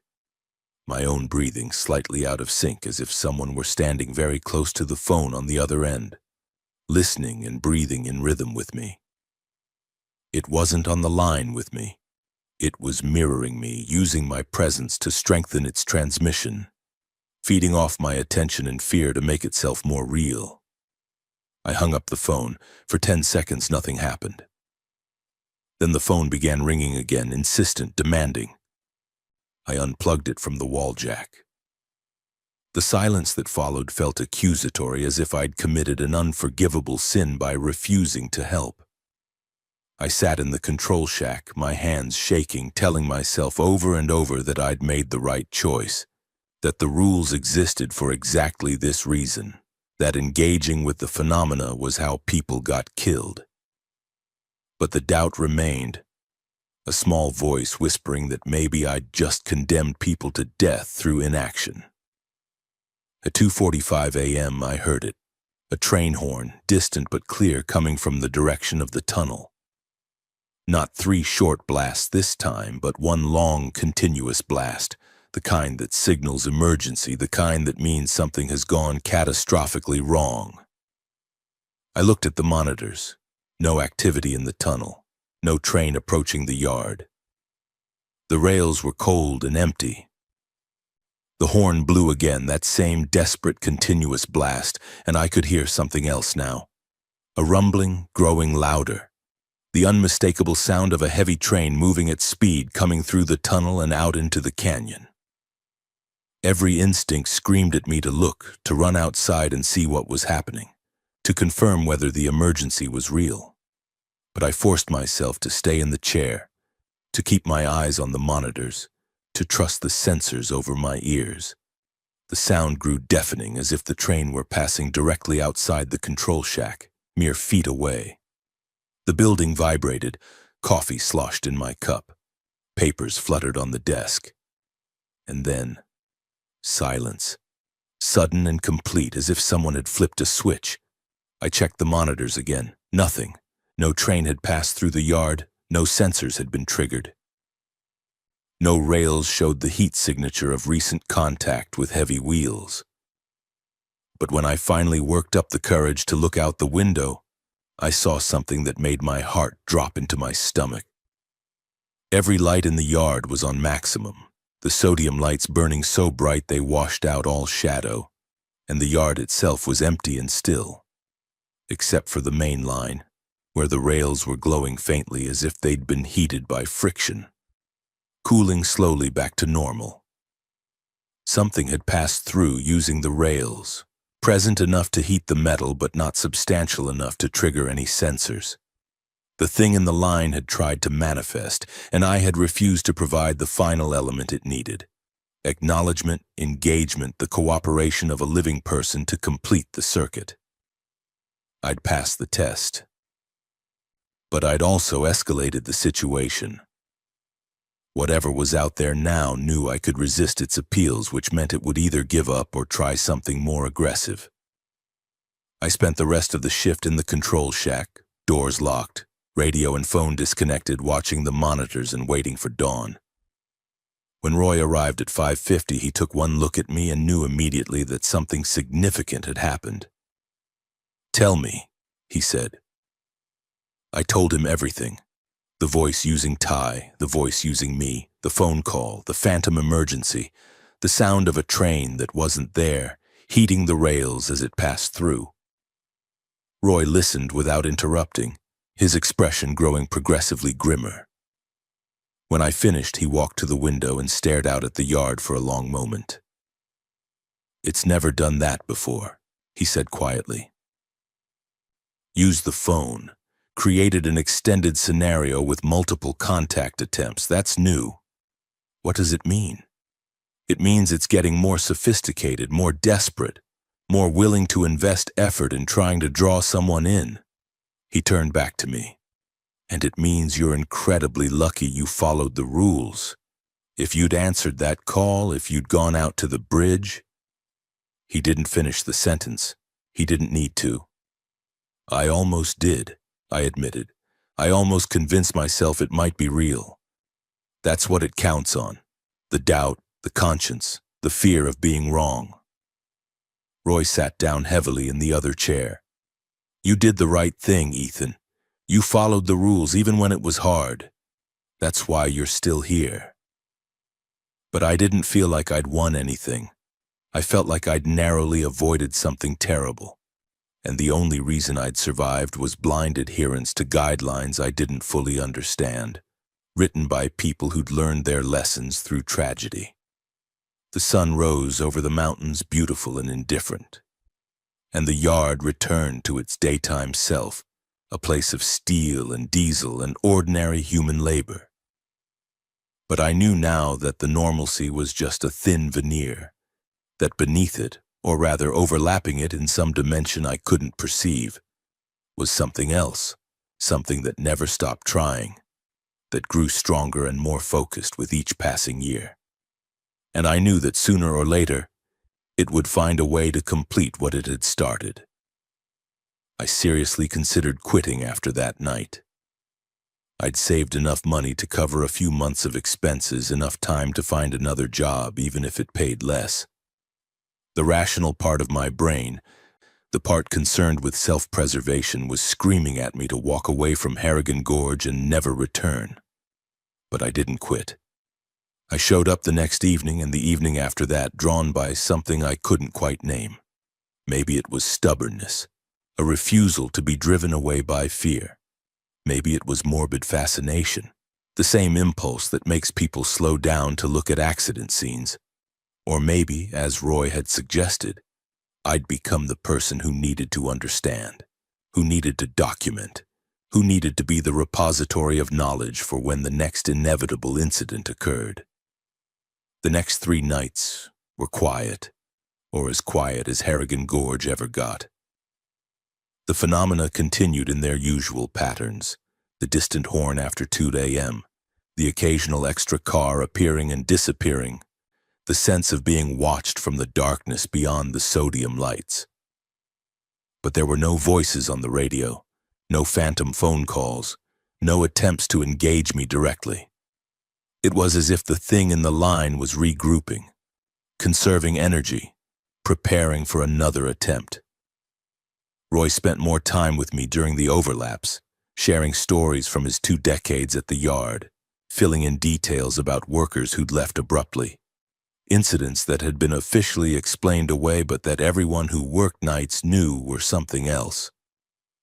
He told me about a dispatcher who'd seen the same phantom train on the security cameras 3 nights in a row and had quit via text message on the 4th day.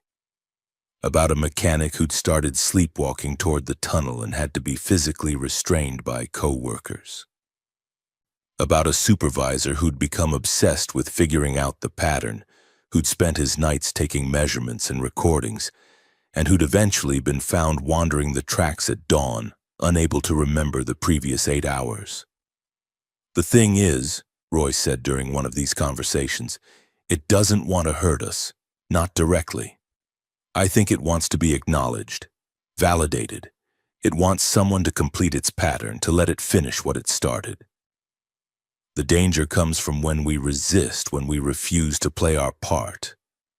That's when it gets creative." "Reassuring," I said dryly. "Just keep following the rules. They've kept me alive for 2 decades. They'll keep you alive too." He paused. "Unless it changes the game." On my 13th night, it changed the game. I should have known something was different from the moment I arrived. The air felt heavier, charged with an electric quality that made the hair on my arms stand up. The day crew left earlier than usual, with several workers citing equipment issues or not feeling well. Excuses that Roy accepted without question, as if he could sense it too, that tonight was going to be different. "You want me to stay?" Roy asked as the last truck departed. It was unusual for him to offer. Supervisors didn't typically work double shifts without serious cause. "I'll be fine," I said with more confidence than I felt.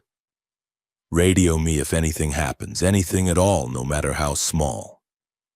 He left, and I began my shift under skies that seemed darker than usual, as if the stars had dimmed or the mountains had grown taller, blocking out more of the heavens. The first few hours were normal. I completed my standard rounds, checking locomotives and logging numbers, the routine physical work keeping my anxiety at bay. But I noticed small things.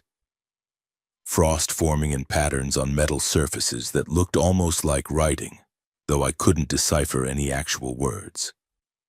Shadows that seemed slightly wrong, extending in directions that didn't match the light sources. A raven sitting on top of a boxcar at 11:30 p.m., watching me with uncomfortable intensity until I threw a rock near it, and it finally flew away. At 1:15 a.m., I was in the control shack completing paperwork when every light in the yard flickered simultaneously. Not a power surge. The computer systems didn't reset or show any electrical anomaly, just a momentary dimming, as if something had passed between the lights and the ground, casting a shadow over everything at once. I checked the monitors. All sensors showed normal. No movement in the yard, no activity at the tunnel or bridge. At 1:37 a.m., I was careful to be inside the shack, away from any coupled cars, door locked. I'd learned my lesson from watching Ty. The minute hand on the wall clock crawled past 1:37 and nothing happened. No sounds, no phenomena, no sense of wrongness beyond the baseline wrongness that was always present. But at 2 a.m. exactly, the computer console came to life with a notification I'd never seen before. Incoming consist. Main line to yard, prepare to receive freight 713. Origin Mountain Pacific Railroad Units 23, status priority clearance required. I stared at the screen, my mouth going dry. Mountain Pacific Railroad. I'd seen that name in the historical documents. It was one of the companies that had operated this line in the 1940s before a series of mergers and acquisitions had consolidated it into the current corporate structure. Mountain Pacific hadn't existed as an entity for at least 60 years. The system was prompting me to set the switches to line the main line into track 4 to create a route for this non-existent train to enter the yard. This was it. This was what Roy had warned me about. The test. I checked the tunnel sensors. No activity, no train was actually approaching. But the computer insisted otherwise, the prompt blinking with increasing urgency, and now I could hear it. A distant rumble, the unmistakable sound of a heavy diesel engine pulling freight, growing louder, coming through the tunnel. Clearance required train. Approaching yard limit, set switches for track 4 reception. My hands hovered over the keyboard. Every safety protocol I'd ever learned said that when a train is approaching, you set the route. You don't question the computer system, you don't second-guess the sensors, you create a safe path and let the train come through. But this wasn't a real train. It couldn't be. The company didn't exist. The consistent number didn't match modern formats. The sensors showed nothing. And yet the sound was undeniable now. The deep thrumming vibration of a locomotive, the rhythmic clank of wheels on rails coming closer and closer, emerging from the tunnel. Priority clearance required train. Entering yard limit, set switches immediately. I stood up and walked to the window, looking out toward the tunnel entrance. And there it was, a headlight, brilliant white, piercing the darkness of the canyon, pointed straight toward the yard. As I watched, the locomotive emerged from the tunnel mouth, massive and dark, its headlight washing over the rocks and trees. But the light was wrong. It didn't cast proper shadows. Objects in its glare seemed to flatten, lose dimension, as if the light weren't reflecting off them but passing through them. And I couldn't see the locomotive itself, just the light, moving along the tracks at a steady speed, accompanied by sound but not substance. Final warning, clearance required. The computer had never used final warning language before. I didn't even know it was programmed to do so. The headlight was approaching the yard entrance, perhaps 30 seconds away. If this were a real train and the switches weren't set, it would either trigger automatic safeties and stop, or, if those systems failed, it would potentially derail, smashing into the yard in an uncontrolled wreck. If it were a real train. I thought of all the rules, all the warnings, all the people who'd been lost to this thing because they'd engaged with it, because they'd acknowledged it, because they'd done what it wanted. I thought of Roy's words. If it succeeds in fully manifesting here, I don't know if it'll go away afterward or if it'll just keep coming, over and over, using this yard as its terminal forever. The headlight was 20 seconds away, so bright now that the entire yard was washed in white light, shadows retreating, every detail visible in stark clarity. I made my choice. I killed the power to the switch control system, physically flipping the breaker on the wall panel. Then I grabbed the manual override key from its hook, ran outside into the cold night air and sprinted to the switch junction where the main line could be routed into the yard tracks. The switch was controlled by a simple mechanical lever when the power was off. I reached it, grabbed the lever, and held it firmly in the position that kept the main line straight through, that prevented any diversion into track 4. The headlight was 10 seconds away, bearing down on me, so bright I had to squint, so intense it felt like standing in front of a sun. I held the lever. 5 seconds. The sound was deafening now. The roar of an engine that couldn't possibly exist. The scream of metal on metal, the rush of wind and displacement. 3 seconds. I could see it now in the light. Not a train, but the suggestion of a train. A ghost image of freight cars skewed at impossible angles, some derailed, some burning with flames that didn't move. Frozen in the moment of catastrophe. I could see figures pressed against windows, mouths open in silent screams, hands reaching out. I could see a locomotive with a crumpled nose and a cab filled with shadows that might have been smoke or might have been something worse. 1 second.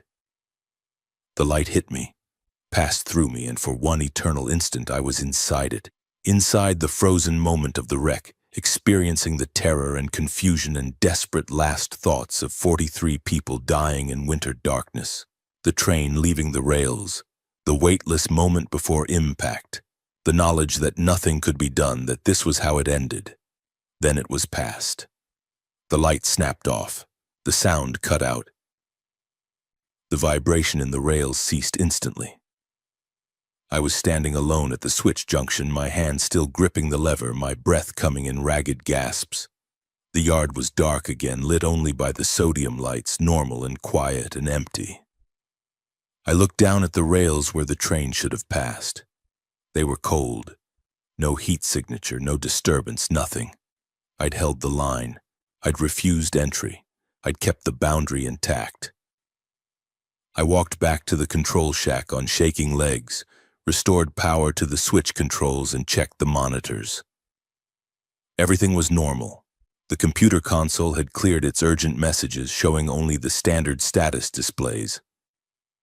But when I looked at the timestamp of the incident, I saw something that made my skin crawl. The entire event, from the first computer prompt to the moment the light passed through me, had lasted exactly 1 minute and 43 seconds. 1:43, 1 minute for each person who died in the 1943 derailment. The pattern was there, embedded in the timing, another piece of evidence that this wasn't random haunting but something structured. Something that followed its own internal logic. I sat in the control shack for the rest of the night, too wired to do any meaningful work, just watching the monitors and waiting for another attempt. But nothing else happened. The phenomenon had made its strongest play and had been refused, and now it was quiet, retreating back into whatever space it occupied, waiting for another opportunity. Roy arrived at dawn to find me still at the desk. The manual override key still in my pocket and my hands still trembling slightly from adrenaline hangover. "Something happened," he said. It wasn't a question. I told him everything, from the computer prompt to the light passing through me, from the frozen moment of the wreck to the significant timing.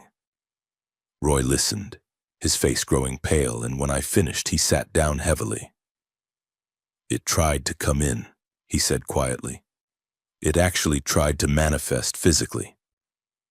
That's never happened before, not in all the years I've been here." "Why now? What's changed?" "I don't know. Maybe it's getting stronger. Maybe we're approaching some anniversary or convergence that matters to it. Maybe it's just a random fluctuation."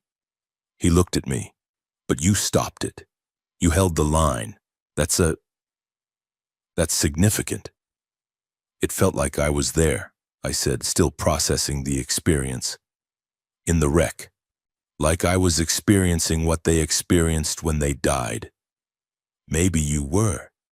Maybe that's what it is. Not a ghost train, but a recorded moment, a trauma so intense it left an imprint on that stretch of rail. And it keeps trying to play out, to complete itself, because that's what traumatic patterns do. They repeat." We sat in silence for a while, watching the sun rise over the mountains, turning the yard gold and peaceful. as if nothing terrible had ever happened there or ever would. "I'm going to recommend we increase staffing," Roy said finally. "2 people on night shift instead of 1. After this, I don't think anyone should be out here alone." "Will corporate approve that?" "Probably not, but I'm going to try anyway." He stood up, gathering his things. "Take tomorrow night off. You've earned it. Hell, take the rest of the week off if you need to." "I'll be here tomorrow," I said. Roy nodded as if he'd expected that answer. "Of course you will." I did take that night off mostly because my body demanded it. The adrenaline crash hit me around noon, and I slept for 14 hours straight, dreamless and heavy. When I woke, it was evening again, and my phone showed 3 missed calls from Roy and a text message. Corporate denied the staffing increase. Safety record doesn't justify additional labor costs. I tried. I'm sorry I wasn't surprised. The rail company had made it clear through both action and inaction that maintaining the line was more important than protecting the workers who maintained it. We were acceptable losses factored into the cost-benefit analysis, worth less than the expense of scheduling an additional shift. I returned to work the following night with a strange mix of emotions. Fear, certainly, but also a kind of fatalistic acceptance. I'd survived the worst the yard could throw at me, had directly refused entry to the thing that haunted this stretch of rail, and I was still alive. That had to count for something. The next week passed in relative quiet, the phenomena returning to their usual patterns. The horn in the canyon, the extra car, the sense of being watched. All were present but muted, as if the force behind them had been weakened by its failed manifestation attempt. I followed the rules with mechanical precision, treating each night as a series of checkboxes to complete. Arrive, log in, inspect equipment, avoid track 4 after 1:37, ignore the horn, note discrepancies without investigating, and leave at dawn. But I noticed changes in myself. I was sleeping poorly on my nights off, jolting awake at sounds that resembled train horns. I found myself checking the time obsessively, tracking how close I was to 1:37 or 2 Comodine, the danger hours. I'd become hypersensitive to patterns, seeing significance in the most mundane coincidences. 3 cars passing on the highway in sequence, a flickering light that blinked exactly 43 times before stabilizing. Roy noticed too. He started spending more time with me during shift changes, not saying much, just being present, offering the silent support of someone who understood what it was like to carry this burden. He brought me better coffee, shared his dinner sometimes, made small talk about normal things, sports, weather, local news, deliberately creating pockets of ordinary humanity in a place that felt increasingly divorced from ordinary reality. "You're doing good work," he told me one evening. "Better than most. Some people crack after their first real encounter. You've had several and you're still here, still functional. That takes strength." "Or stupidity," I said. "Sometimes they're the same thing." He smiled, but it was sad. "I'm putting in my retirement paperwork next month. 20 years is enough. More than enough." "What will you do?" "Move somewhere flat. Somewhere you can see for miles in every direction. Somewhere without tunnels or canyons or trains." He looked out at the yard. "Somewhere I can stop listening for horns that shouldn't exist." His retirement felt like a countdown, a marker of my own trajectory. How long could I do this? How many nights of controlled terror could a person endure before something inside them broke? On my 17th night, I found something that suggested I wasn't the first to ask those questions. I was conducting a late inspection near the maintenance shop, checking a line of locomotives that were queued for service, when I noticed a gap between 2 units. Not the usual coupling gap, but a wider space, as if something had been removed. Curious, I squeezed through and found myself in a narrow alley between the shop wall and a parked freight car, a space probably created accidentally by decades of equipment repositioning. There, scratched into the corrugated metal of the shop wall, were names and dates. J. Turner, 1996, Riley, 2003, Mahoney, 2007, T. Patterson, 2011, C. Valdez, 2014, Dawson, 2025. Below them, in fresher scratches, someone had added, "Rules aren't enough. Nothing is enough. It wants to finish. We're just in its way." I stood there for a long time, staring at the names, recognizing some from the incident reports I'd read. These were the people who'd been taken, who disappeared into the gaps between cars or walked toward phantom trains or answered voices they shouldn't have answered. Someone, probably Turner, the night foreman from the 1990s, had started this informal memorial, and others had continued it, documenting the cost of keeping this yard operational. Ty's name was there, freshly scratched, and I wondered who'd added it.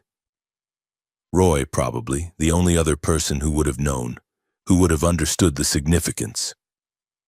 I pulled my pocket knife and after a moment's hesitation added my own name at the bottom. E. Cole. 2025. Survived. It felt important to document survival as well as loss, to mark that some of us made it through, that following the rules actually worked. But even as I carved the letters, I wondered how long that survival would last. Whether survived was just a temporary state that would eventually be corrected. That same night, at approximately 3 a.m., I noticed something I'd somehow missed in all my previous shifts. A small junction box mounted on the wall of the control shack, painted the same color as the wall, easily overlooked. It was labeled in faded text, "Mainline signal override, emergency use only." I opened it curious and found a simple switch in the off position, with a handwritten note taped inside the box. "If you need to keep something out, flip this. It will close all signals on the main line for 12 hours. You'll catch hell from dispatch, but you'll be alive to catch it. F. Turner again, the night foreman who'd survived 16 years before finally quitting. He'd left this hidden failsafe, a last resort option for when the rules weren't enough, when something needed to be actively prevented from entering the yard. I left the switch in the off position but took a photo of the note with my phone, another piece of documentation, another fragment of accumulated knowledge. The pattern was becoming clear. Survival here was about the accumulation of knowledge, about each generation of night workers learning the rules and adding to them, documenting what worked and what didn't, creating an informal survival manual that existed outside official channels. The company didn't protect us, so we protected each other across time, leaving warnings and tools for whoever came next. At the end of that shift, I compiled my own document, a detailed account of everything I'd experienced, everything Roy had told me, everything I'd found in the logbooks and notebooks. I saved it in multiple locations, my laptop, a USB drive, my phone, and emailed it to myself. If something happened to me, if I became another name scratched on that hidden wall, at least there would be a record, a guide for whoever replaced me. Roy saw me doing this during a shift change and nodded approvingly. "Smart," he said. "Knowledge is the only weapon we have against this thing. The more we understand, the better we can avoid it." Do we understand it, though? Really? He thought about that. We understand its patterns, its rules, its boundaries. We don't understand what it is or why it exists, or what it ultimately wants. But we understand enough to survive it most of the time, and sometimes that's all you can ask for. As the weeks passed and I settled into a grim routine, I noticed one final thing that both reassured and disturbed me. The extra car at the end of Track 4 was appearing less frequently. Where it had been showing up 3 or 4 times a week when I started, now it appeared maybe once a week, and when it did appear, it seemed less solid, more translucent, as if it were fading. Roy confirmed that the other phenomena seemed to be declining as well. Fewer phantom horn blasts, less frequent railroad manifestations. Either my refusal to line the route had weakened it, or it was simply in a natural ebb cycle, conserving energy for its next major attempt. "Don't let your guard down," Roy warned. "This is when people get comfortable, when they start to think the danger has passed, and that's when it gets them." He was right, of course. Complacency was its own danger, maybe more insidious than the supernatural threat itself. So I continued to follow every rule, to treat each shift with the same cautious vigilance, to never assume that quiet meant safe. But I also allowed myself to hope, just slightly, that I might actually survive this job long enough to quit on my own terms, to walk away with my life and sanity intact, to join Roy in some place flat and far away where trains were just machines that carried freight from one place to another, nothing more. On my 20th night, I found a new addition to the hidden memorial wall. Someone, and it could only have been Roy, had scratched a line beneath my name. Held the line. Refused entry. Kept us safe. It was the closest thing to recognition or thanks I was likely to receive for that night when I'd stood at the switch junction and refused to let the phantom train into the yard. The company would never acknowledge what I'd done. There would be no commendation, no bonus, no official record of the incident. But Roy knew. And whoever came after me would know, would see my name in the note and understand that resistance was possible, that the thing in the line could be refused, that the patterns could be broken. It wasn't much, but it was something. And in a place like Harrigan Gorge, where the normal rules of reality bent around trauma and loss, where the dead persisted in their routines and tried endlessly to finish journeys that had ended in catastrophe, sometimes something was all you could ask for. I continued my shift, checking locomotives and logging numbers, following the rules that kept me safe, adding my own small observations to the accumulated knowledge of decades, playing my part in the long, quiet war between the living and whatever haunted that stretch of rail. The sun would rise, as it always did, turning the yard back into a place of steel and diesel and ordinary human labor. And tomorrow night I would return, because that's what the job required. Because someone had to stand watch. Because the line needed to be held. Roy's retirement became official in early spring. There was no ceremony, no company recognition of his 2 decades of service. Just paperwork processed by distant offices, a final paycheck, and the quiet end of an era. On his last night, he met me in the yard office during shift change, and we sat in comfortable silence for a while. 2 people who'd shared something that couldn't be adequately expressed in words. "I updated the master copy of the rules," he said eventually, pulling out the laminated sheet I'd first seen on my arrival. It looked different now. There were 11 rules instead of the original 9, the additions written in Roy's neat handwriting and freshly laminated over. Rule 11. If the computer system prompts you to line in a train from a railroad company that no longer exists, do not set the route. Override the system, lock the switches manually if necessary, but do not create a path for it to enter the yard. Rule 12.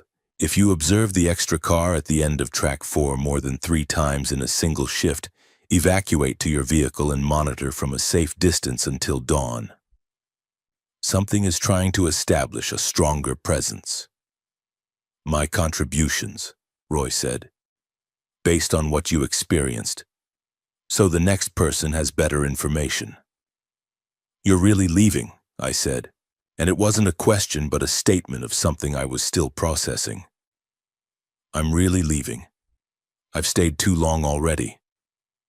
Started dreaming about it, Ethan. The wreck, the tunnel, the people in the windows.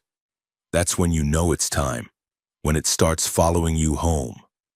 He looked at me, his expression serious. Don't let it get that far.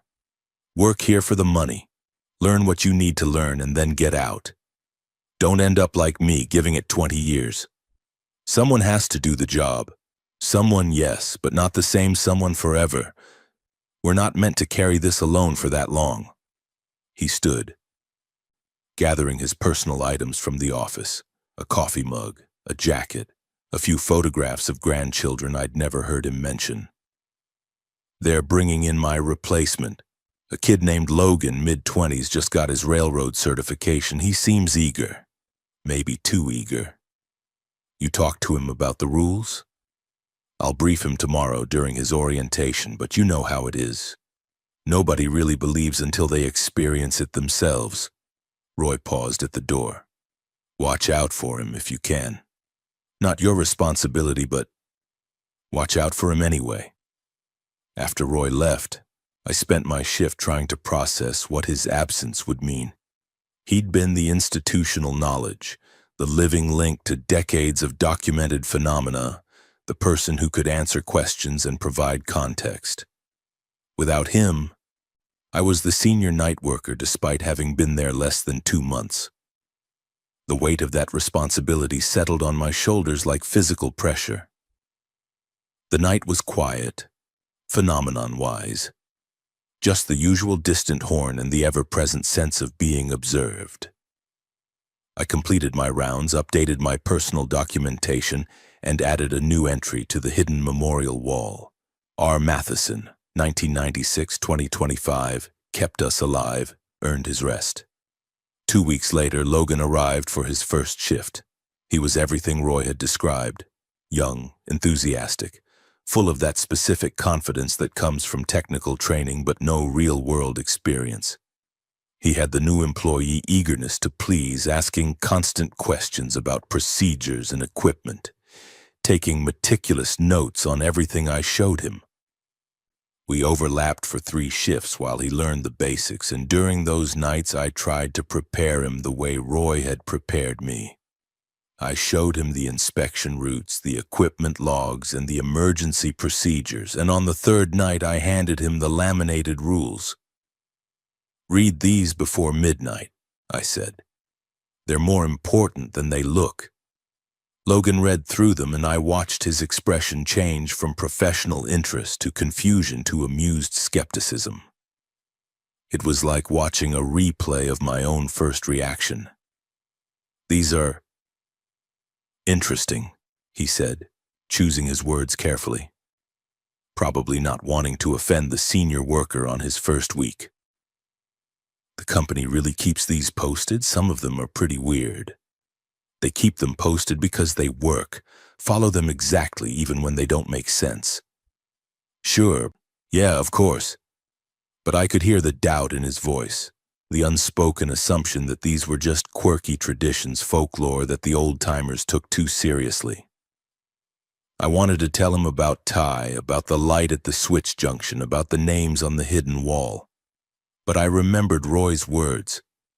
Nobody really believes until they experience it themselves. Pushing too hard would just make him dismiss me as paranoid, which would reduce my credibility when it came to actual safety instruction. So I did what Roy had done for me.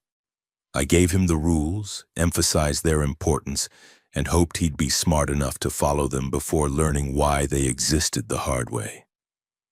On Logan's first solo night, I stayed late, off the clock, just sitting in my truck in the parking area within sight of the yard. I told myself I was just being cautious, making sure he had my number in case of emergency. But really, I was worried. I'd seen what happened when people didn't take the rules seriously. Around 2:30 a.m., my phone rang, Logan's number. "Everything okay?" I answered. "Yeah, fine, just quick question." He sounded uncertain. The confidence from earlier in the week had diminished. That rule about the horn, the 3 short blasts after 2 a.m. My stomach tightened. What about it? I heard it like exactly 3 short blasts, maybe 20 minutes ago. And I know it says to ignore it, but I walked over to where I could see the canyon and Ethan. There's a light out there. just sitting in one place, not moving, but it's definitely a train headlight. Should I report it to dispatch or... No, I interrupted. Don't report it. Just note it in your log if you want, but don't investigate, don't approach the tracks, and definitely don't try to figure out where it's coming from. That's what the rule means. A pause. But what if there's actually a train out there in trouble? There isn't. The sensors would show it. The schedule would show it. What you're seeing is...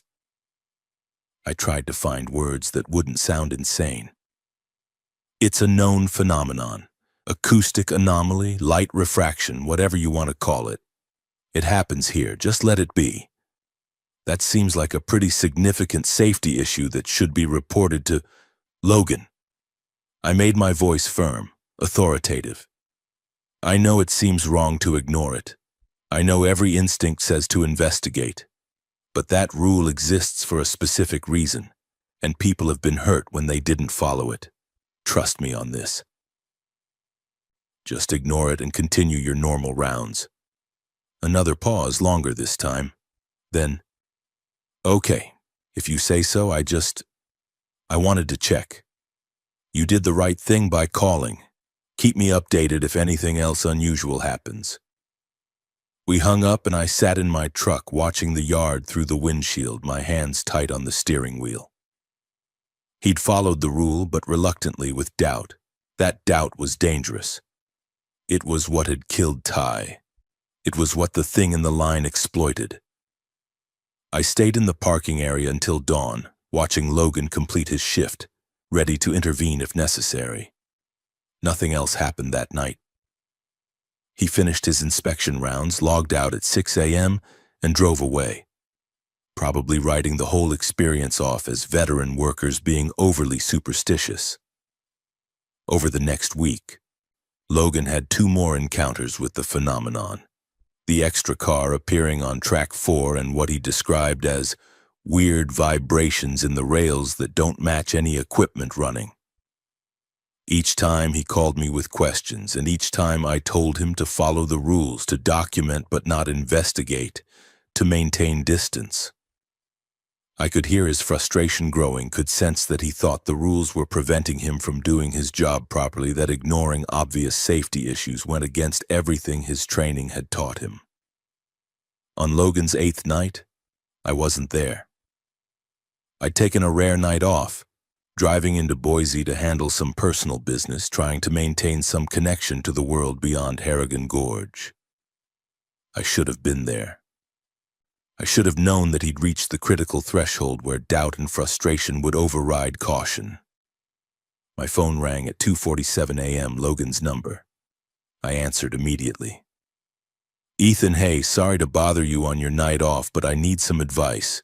His voice was strained, excited, and nervous. "Remember that extra car that shows up on track 4? I've been thinking about it, and I reviewed the security footage from the past week, and I think I figured out what's happening. There's a gap in the camera coverage, like a blind spot, right at the end of that track. I think someone's been moving cars manually, maybe for some maintenance reason that's not getting logged properly." My blood ran cold. "Logan, where are you right now?" "I'm at track 4. I'm going to check the car's reporting numbers. Get them into the system properly so we can..." "No. Listen to me very carefully. Get away from that car right now. Don't approach it. Don't try to identify it. Get back to the control shack immediately." "What?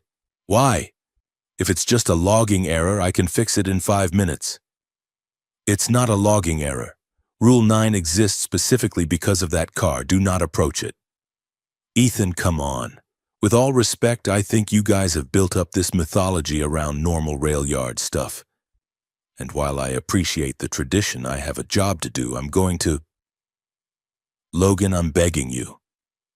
As someone who has worked there longer, who has seen what happens when people break the rules, do not approach that car. I'm just going to get the reporting number. I'll be fine. Look, I'll call you back in a few minutes, okay?" The line went dead. I tried calling back immediately. No answer. I tried 4 more times while throwing on clothes and running to my truck. No answer. I broke every speed limit on the drive back to Harrigan Gorge, my heart hammering, my mind playing through every possible scenario. I arrived at the yard at 3:35 a.m., my truck skidding to a stop in the gravel parking area. The yard was quiet, lit by the sodium lights, appearing completely normal. I ran to track 4, my flashlight cutting through the darkness. The string of hopper cars looked exactly as it always did. I counted them. 42. No extra car. Logan's work truck was parked nearby, driver's door open, radio lying on the ground still hissing with static. But no Logan. I searched the area for 40 minutes, calling his name, checking between cars, examining every shadow. Nothing. He'd simply vanished, the same way Ty had vanished, the same way all the names on that hidden wall had vanished. At 4:20 a.m., I called Roy. He answered on the second ring, immediately alert despite the hour. "The new kid?" he asked when I'd explained. "Yeah." A long silence. Then, "I'll make the calls. You write up what happened. Exactly what happened, including the calls where you warned him. Corporate's going to want documentation." "Roy, I tried to stop him. I tried." "I know you did. It's not your fault, Ethan. He made his choice, just like Ty made his choice. We can warn people, but we can't force them to believe." The investigation followed the same pattern as Ty's disappearance. Interviews, searches, and official conclusions that Logan had likely injured himself and wandered into the wilderness. The rail company updated its safety protocols again, adding more frequent check-in requirements. And I added another name to the hidden memorial wall. Logan Vance, 2025, didn't believe, standing there in the narrow alley between the shop wall and the freight car. Looking at the growing list of names, I understood with absolute clarity what Roy had meant about not staying too long.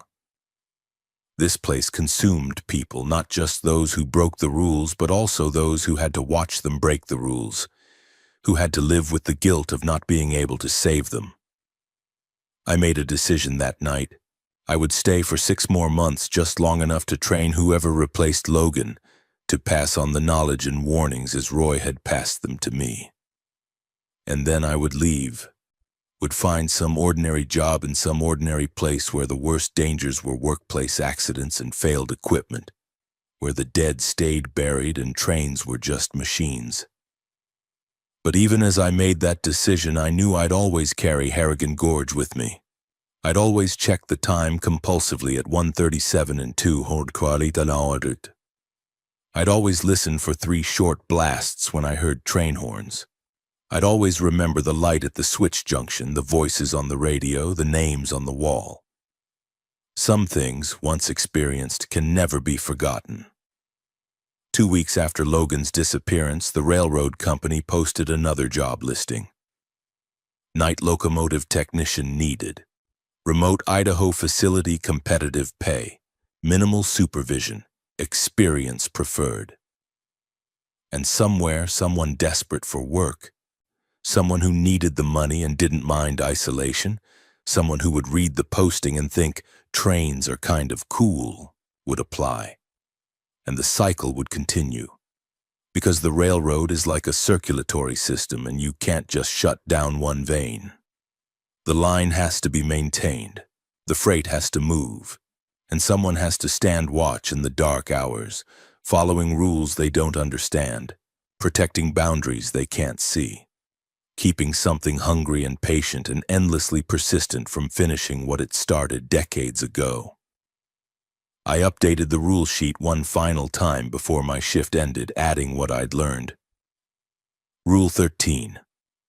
When training new workers, emphasize that the rules are non-negotiable. Explain that skepticism is dangerous. Share what you've witnessed, even if it sounds insane. Some will believe and survive. Some won't believe and will join the names on the hidden wall. But you must try. I laminated the new sheet and posted it in the control shack, next to Roy's updated version, creating a permanent record of accumulated knowledge bought with blood and absence. Then I began my rounds, checking locomotives and logging numbers, following the rules that kept me alive, waiting for dawn and the next person who would need to be taught that some places are wrong in ways that can't be rationalized away, that some dangers persist beyond death, and that survival sometimes means simply believing in things you don't understand and following rules that make no sense. Because at Harrigan Gorge Yard, in the darkness between the tunnel and the bridge, something was still trying to finish its journey. And we, the living, were all that stood between it and completion.